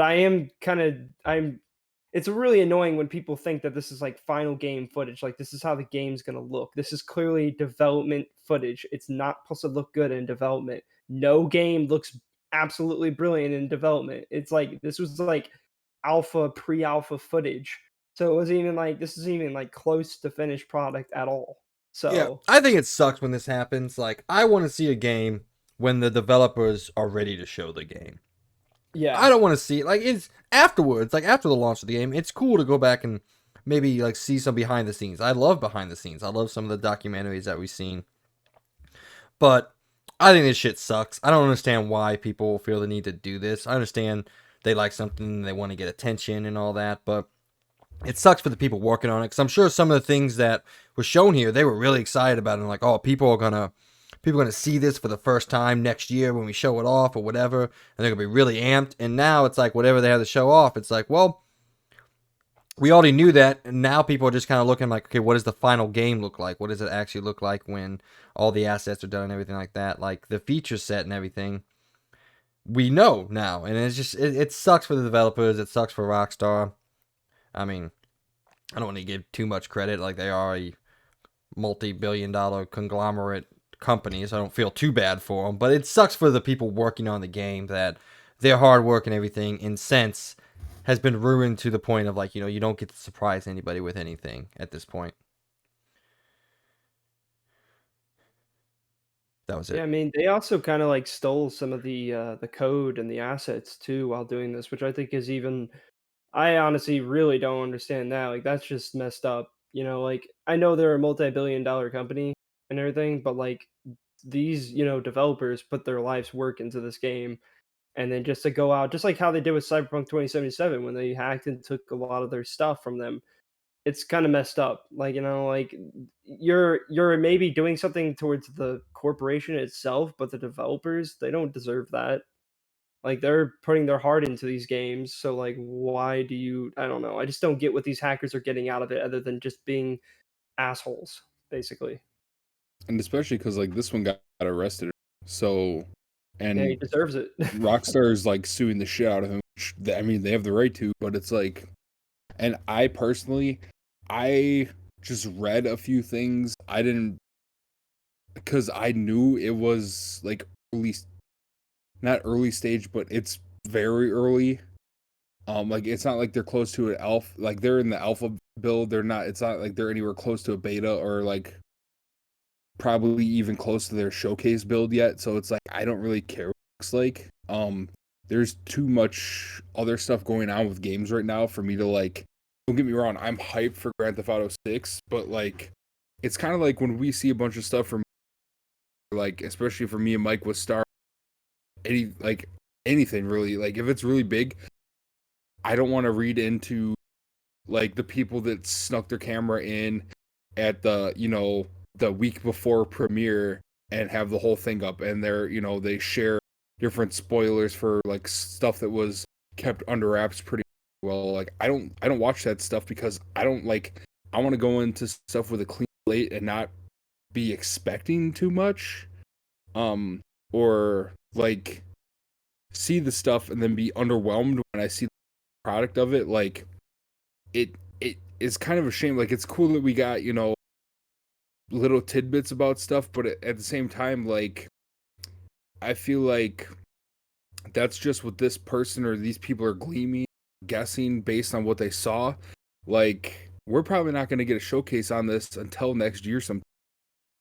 And the game, I think, what was the last update? I think they said 2025, late 2024, early 2025, maybe even 2026 before we get this game. Like,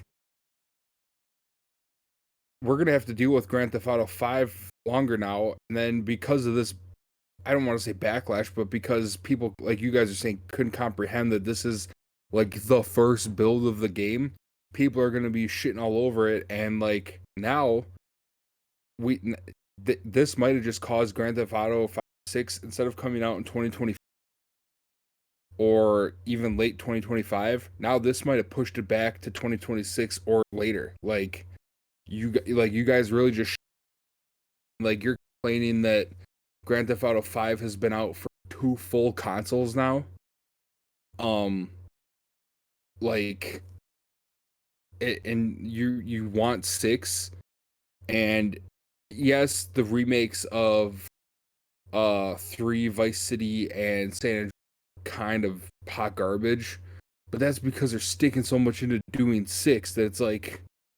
Well, they also gave a mobile developer to make that. And, Yeah, well, that was just a bad choice in general. Yeah, and like, because apparently they were going to do a.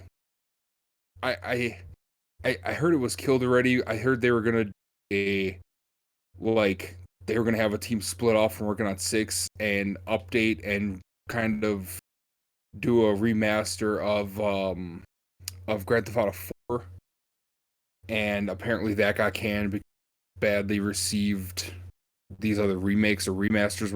Is understandable, but it's like you guys are like people that hack this, especially if they're hacking just hack it. Like all you're doing, or like if you hacked it because you're a huge fan, all you're doing now is putting huge setbacks and killing any other projects we might have gotten. Like, and all he's getting out of this now is if he doesn't face jail time, they're probably gonna do whatever they can to stop him from buying a Grand Theft Auto game again or a Rockstar game in general, and he's gonna probably have to pay them hundreds of thousands, if not millions of dollars, which he probably doesn't have. So, like, congratulations, you accomplished nothing. And that's the most frustrating thing about it. This, like you're saying, it didn't accomplish anything. All right. Anything else we got to say? Other than that, what do you guys think of what the game looked? I thought it looked cool. I'm very excited for it. Really good. I'm very excited for it. And I mean, yeah, I would have much rather to wait to see, you know, when we actually get the legit showcase for the first showcase. If I were to believe, and if this doesn't set anything back, I think it's coming out in 2024 because it's 5 years. That's how they've kind of been doing it. GTA 5 was 5 years till Red Dead Redemption 2, and it's been 5 years since Red Dead Redemption 2 will be 2024. So if that's anything to believe, I think GTA 6 is coming out in 2024. Real quick, I still think it is. Just want to give a apology to our audience out there for the soundgasm they just received. Apparently ESPN decided to randomly play an ad, so my bad on the last 5 seconds on that one. Geez. That was I freaked out. I was like, wait, what the? I was trying to figure out where the sound was coming from. So sorry to the audience. That was an ad for I don't know. I think Swiffer. I don't know, but my bad. All right, you guys want to move on? Yep. All right, our next story now. PSVR2 previews are in the wild. People have played it. People have talked about it. Excuse me. Wanted to not talk too heavily on this, but just give you guys what some people are saying out there. I have Game Informer's preview pulled up. If you wanna go out there and look at all the previews. Most major publications have put on a preview. Just wanted to give you guys the verdict from Game Informer. He says, I was blown away by PlayStation VR2's technology and want to spend more time with it, but need reasons to do so. Horizon Call of the Mountain appears to be a great first foot forward, but we need more games that we can't get anywhere else that truly shows what this machine is capable of. There's still plenty of time before the headset launches in early 2023. Odds are we'll learn more. We'll learn of more games in development. Let's hope they impress just as much as Horizon and make PlayStation VR2 yet another Sony product we want on day one. So, don't know if you guys have gotten a chance to look at any of the preview coverage. I've looked through most of it because I'm very excited for VR2, or PSVR2, sorry. I can't wait. This is a day one for me, or as long as I can get it. I've already started putting money aside for however expensive this thing may be. Well, okay, let's pull it back. If this thing comes out as like $700, I'm not going to pay that much for it. But if it's what I expect it to be, $400 or $500, whatever it is, I will be getting it day one. Real quick before I turn over to you guys, I do have to let the audience know out there that Sony has confirmed, probably disappointing news to you all out there, but it's something that I saw coming a mile away. But PSVR2 will not be directly backwards compatible with PSVR games. Only through the efforts of ports can PSVR games be played on PSVR2. Which I said I saw coming a mile away. We talked about that a while ago. But so yeah, that could be disappointing news to you guys out there. It does kind of suck, but hopefully everyone's excited for it that wants it, and these previews have not dissuaded them in any way. What do you guys think? Do you get a chance to look at some of the previews and how people are reacting to it? So what do you think? So I won't say I've been like really deep looking into this, but from the little bit of videos I watched and everything, and seeing what the little preview they had, I mean, it's what I expected. It's a very well made headset. It's going obviously the whole one chord system thing is amazing, and that's a really good thing, and I'm happy that they added the basically what the Quest 2 has with the virtual playground is what I'll call it, where you can literally set up your boundaries by just scanning the floor. Looks pretty much exactly the same, but a little bit different. But it's I think that's a really good decision on their part. I'm happy that VR headsets have evolved to the point where you don't need to set up cameras anymore. Because man, that must have been pretty crappy. I've never owned a VR headset that had that, but I think I've seen one of our friends had the Oculus Rift, I believe, and he had to do this whole camera setup thing. And I'm like, man, dude, that is a pain in the ass. Like, I'd rather just scan the floor and be done, and it works very well too. So, yeah, I mean, other than that, that looks cool. The haptic thing was pretty cool. Yeah, I mean, it just looks like a really nice VR headset that's probably going to play games very well. DJ. I am pretty stoked on it. It's hard to say what the price point is gonna be because like now the Meta Rift 2 instead of Oculus Rift 2 is out, and that's Quest, by 500, the way. I think. Quest Sorry, 2. Quest. Yeah, the Meta Quest 2 or whatever. Yeah, the 256 gig version is now $499. So yeah. So I'm expecting the 3 and the PSVR2 to be probably baseline 5, probably go up from there. I'm not sure which one I want more. Like I would like the PSVR2 just because I mean I have PlayStation stuff already. I don't know if my wife will let me grab that, just she owns stock in Oculus. So I either way, like you said, like you said, Mike, I like people that were like, "Oh, what do you mean it's not going to have backwards compatibility?" Like, have you never played? Like, Sony doesn't do backwards compatibility. Like it did for PS2 to PS1 and early in PS3, but then they just cut it out altogether, and they're like, "Nah, you can go buy those old systems or like run ROMs. We don't care." And like, so that didn't really bother me too much. It'll just be interesting to see like where and how many titles we get, because I feel like thus far we haven't really got a crazy amount of titles. And I mean, it looks smooth. I'm glad they changed the handsets to more of a Oculus feel to what it was. I mean, the whole thing looks sleek overall. So I either way, either one I get, I'm excited to play. And hopefully I can, like you said, hopefully I can afford to get one when it comes out, because if they go way too high on the price point, it doesn't matter which one is good. So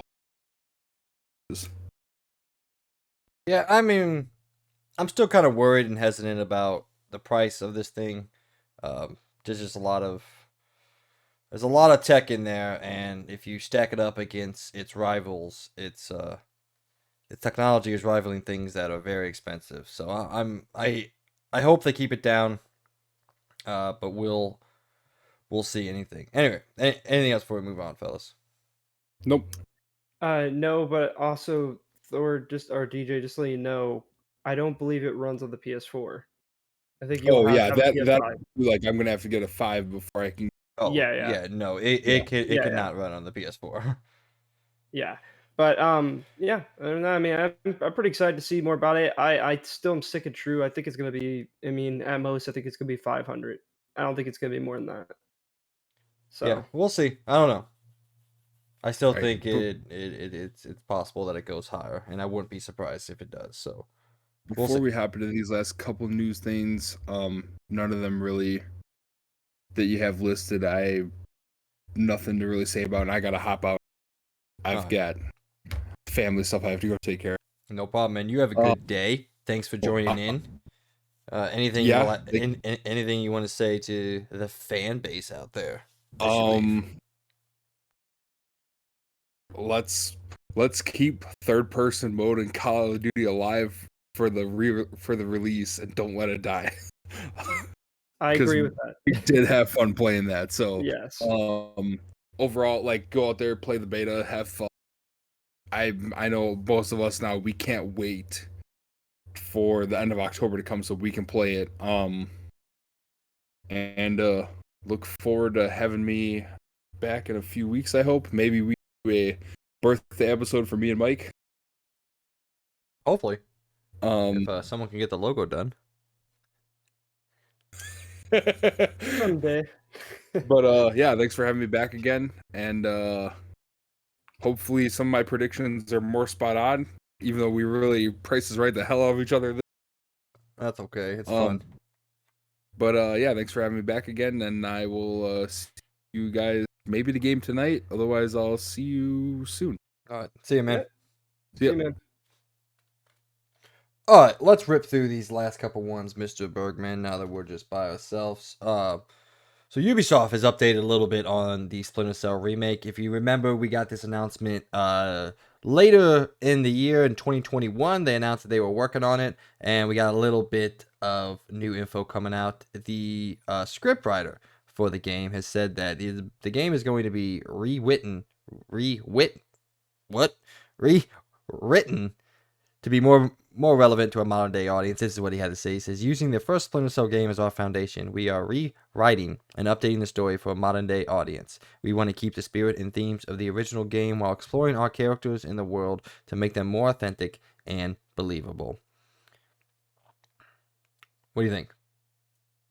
You excited? I mean, why? Like, why can't they just remake the game and then just update things? But like, why they need to change the story?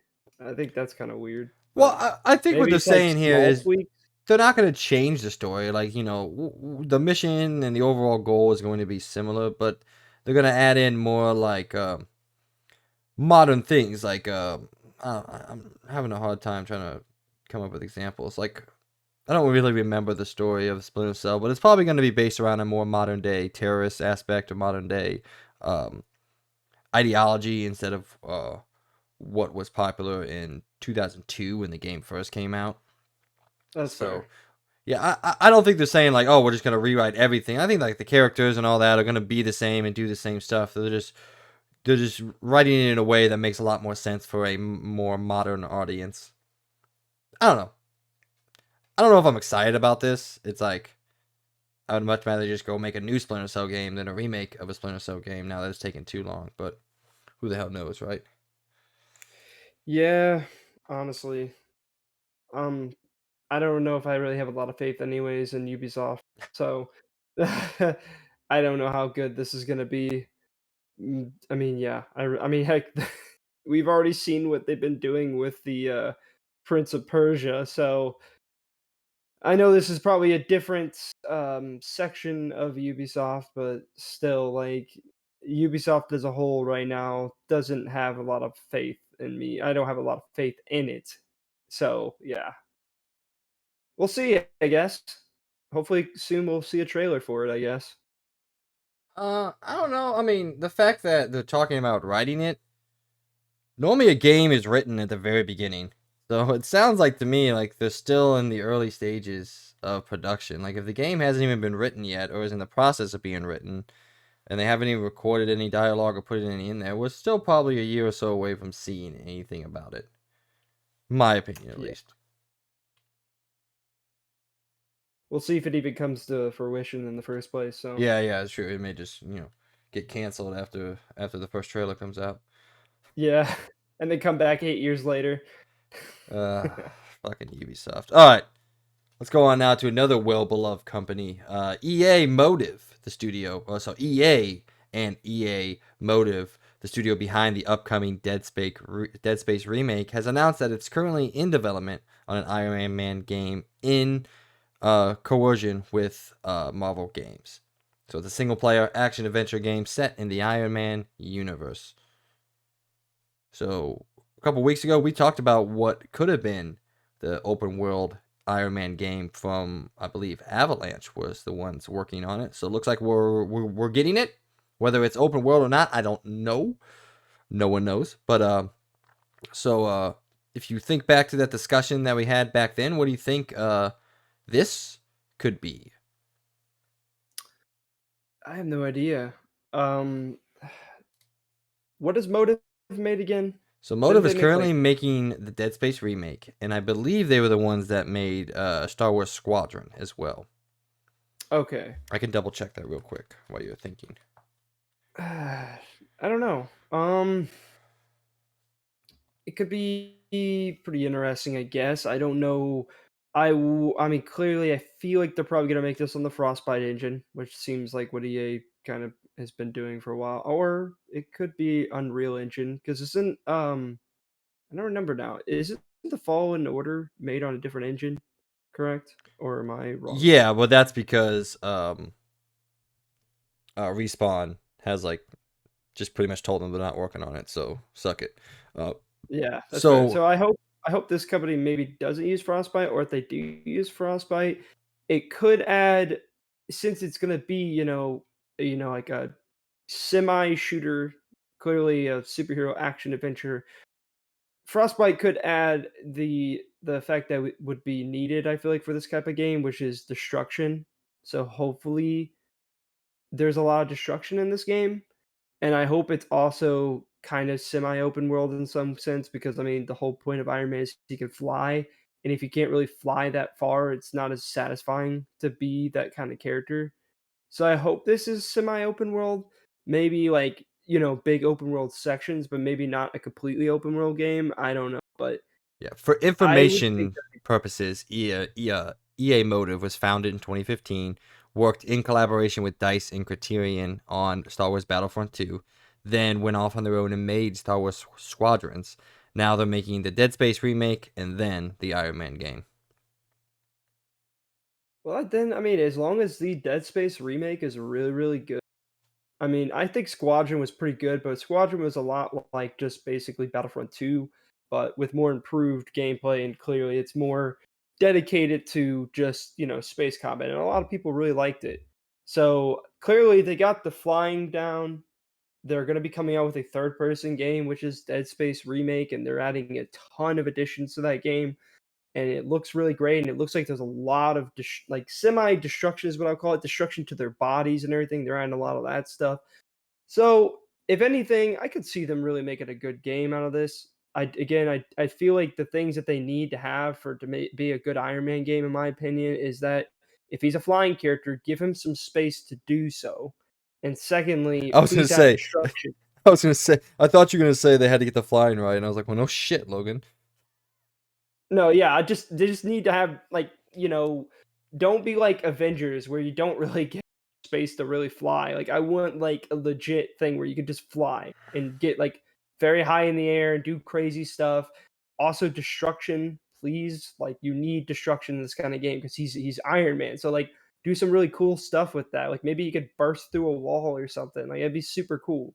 One So thing I that's overlooked a little bit, and I actually kind of got not excited, but the possibilities excited me. Like this is EA as a publisher, and EA does own BioWare, so EA Motive has a very easy track to go talk to BioWare. And for whatever you thought of Anthem, which is a pretty shitty game, the flying in Anthem was great, and everyone said this would be an amazing Iron Man game. I mean, that's what it was marketed as to a point. It was an Iron Man game in the shell of something different.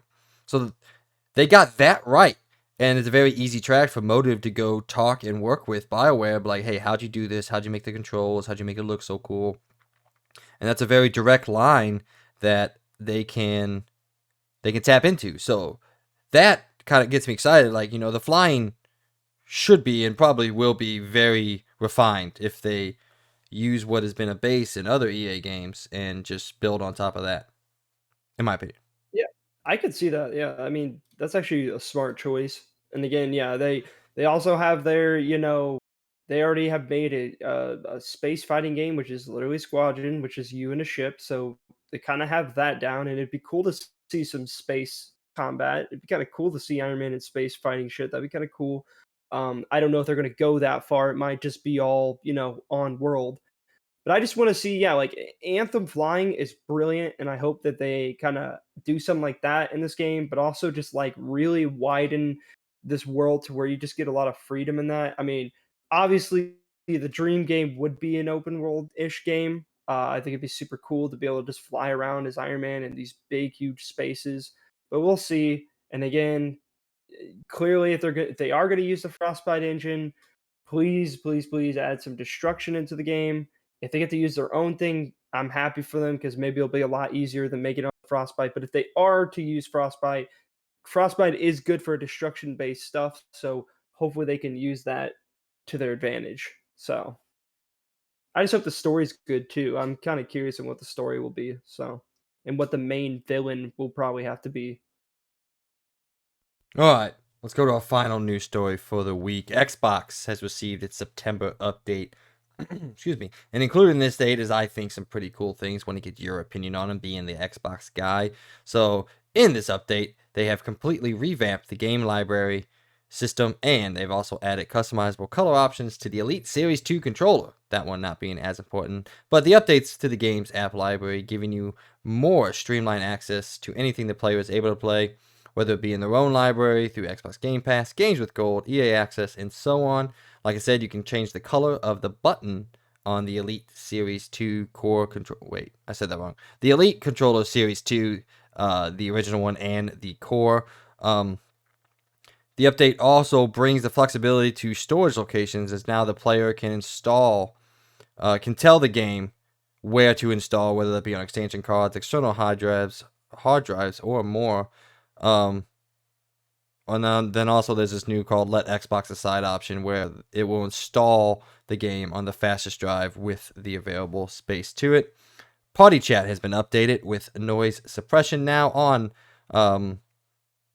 Xbox One and Windows. It is previously already a part of the Series X and S earlier this month, but now it is officially on Xbox One and Windows platforms. And there were a couple other additions. But hey, being the Xbox guy, I wanted you to say what you thought about some of these. You get a chance to check out the new My Games and Apps section if you like those improvements or not. And anything else you got to say? I don't know if I really gotten to look at the new My Games and App thing yet, but I am happy about the couple of things that they talked about with the let Xbox decide. I feel like that's been a much needed thing for a while now because literally it's pretty annoying sometimes on Xbox when you install stuff. It literally just straight up will always go to the internal, and it's very annoying because it'll say your space is full when clearly you have two other drives it could be installing games to. So that's been kind of annoying, but I'm happy that they're doing that. I would have been much more happy if they would have gave support to SSDs other than their stupid freaking card thing that they only have for you can update. Like, take some cards from PlayStation, please, and let us do more than just those SD card expansions. But it's whatever for now. I do hope that at some point they do give us that option because I do think it's kind of insane that they only let you use one type of expansion to update for SSD space specifically. Um, I I don't did not. Sorry, What's up? based off the way the Xbox is designed, I don't think there's a way for them to do it like Sony did it because that just wasn't part of the design decision. But I hope eventually they open up the ability for third-party developers to make their own SSD cards, which really the only thing that would help bring down the price because right now the price hasn't dropped on the expansion cards outside of sales. I looked it up and it's still $219.99 for Yeah, it's insane. a 1 terabyte. And if you do want to make the comparison, even though they're two very different comparisons, like I got my 1 terabyte SSD for the PlayStation for I think it was like $115 that was on sale. Yeah, But we are seeing the fact that the competition obviously forces the price to come down. So while I don't think there's a way for them to do internal SSDs in the same vein as a PS5, I hope eventually they do open it up to other developers like Samsung, like I forgot other people, but X and Y, other developers to make their own version of the expansion card, so we're not just limited to Seagate, which has no reason to drop the price because you can only get that one thing. So that's where I but hope it goes to. I do kind of like the new little update. It's not a huge thing, but it's cool that you could change the light. I'll have to test that. I had no idea that you could do that, so I'll have to test it out and see what kind of colors I can put on my controller.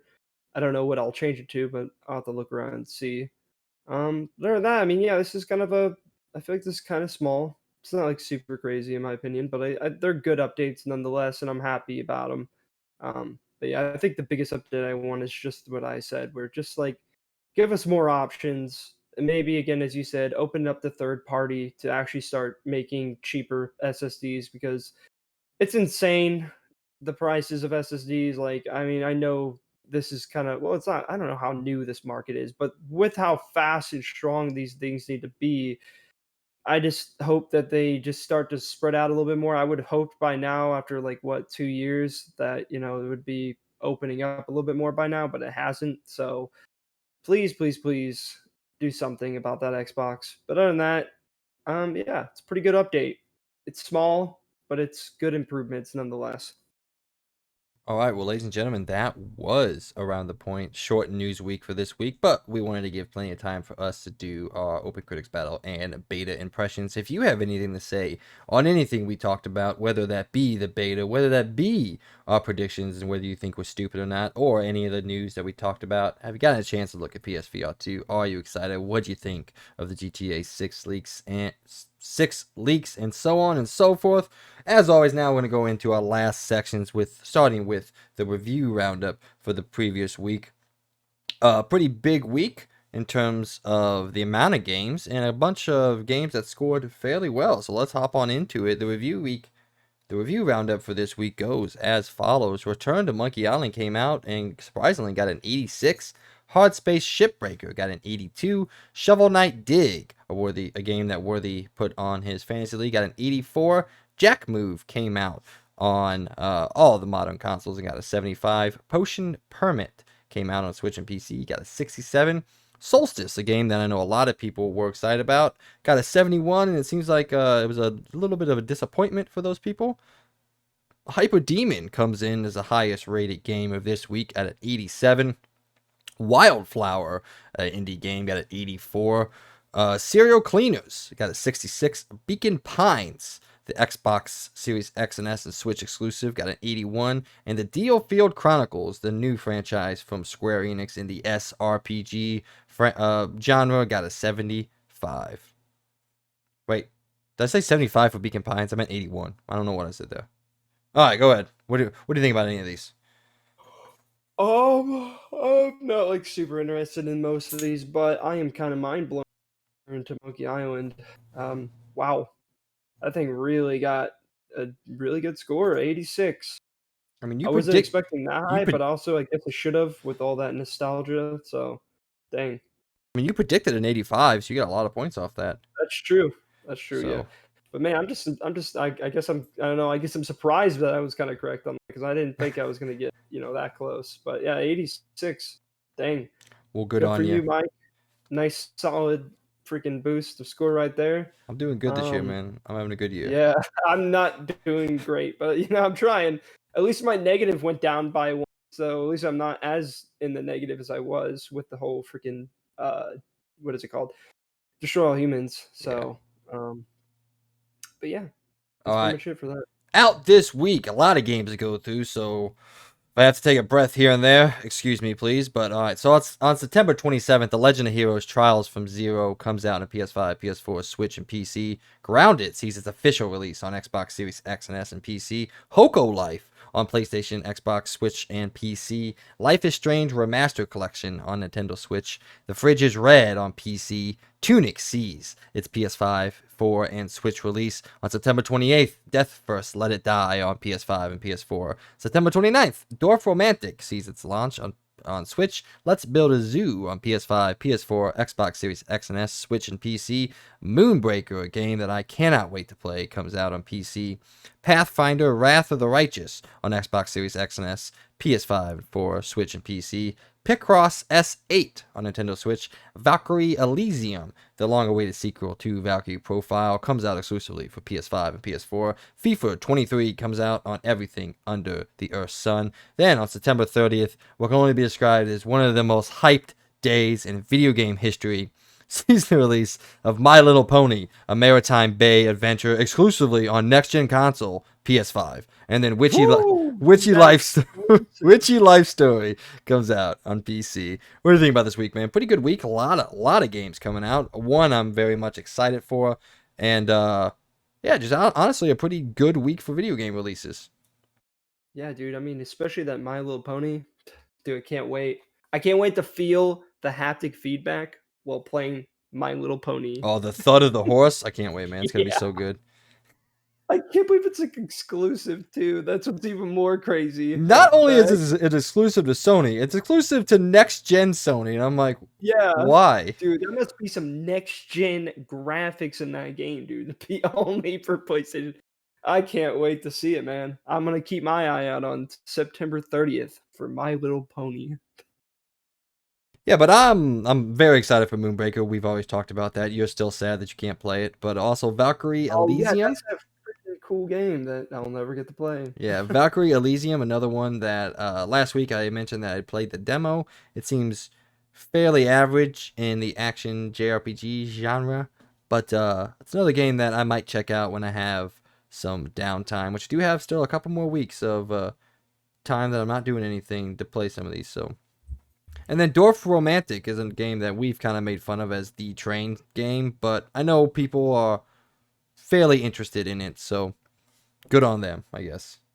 Yeah. All right. Ladies and gentlemen, this brings us to the end of our show. Everyone who has either been watching or listening, we just want to take this time and thank you from the bottom of our hearts. Without your support, we could not be doing what we're attempting to do here at the XP Point and the Experience Point as a whole. But please help us continue to grow by telling everyone about us, whether you like us or whether you don't like us. Let people know out there that we exist. We would really appreciate it. Mr. Birdman, any last words?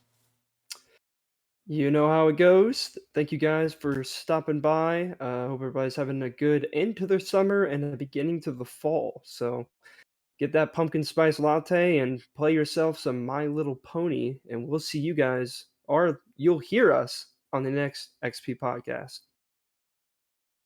Once again, a shout out to our Patreon Platinum members each and every month. Mr. Logan Leffler, we love that you continue to support us and continue to listen to us and continue to be a part of our journey here. Finally, just want to once again say, everyone, thanks for listening and following along with us. I hope everyone has a great week, and we'll talk to you all in the next one. See ya. See ya.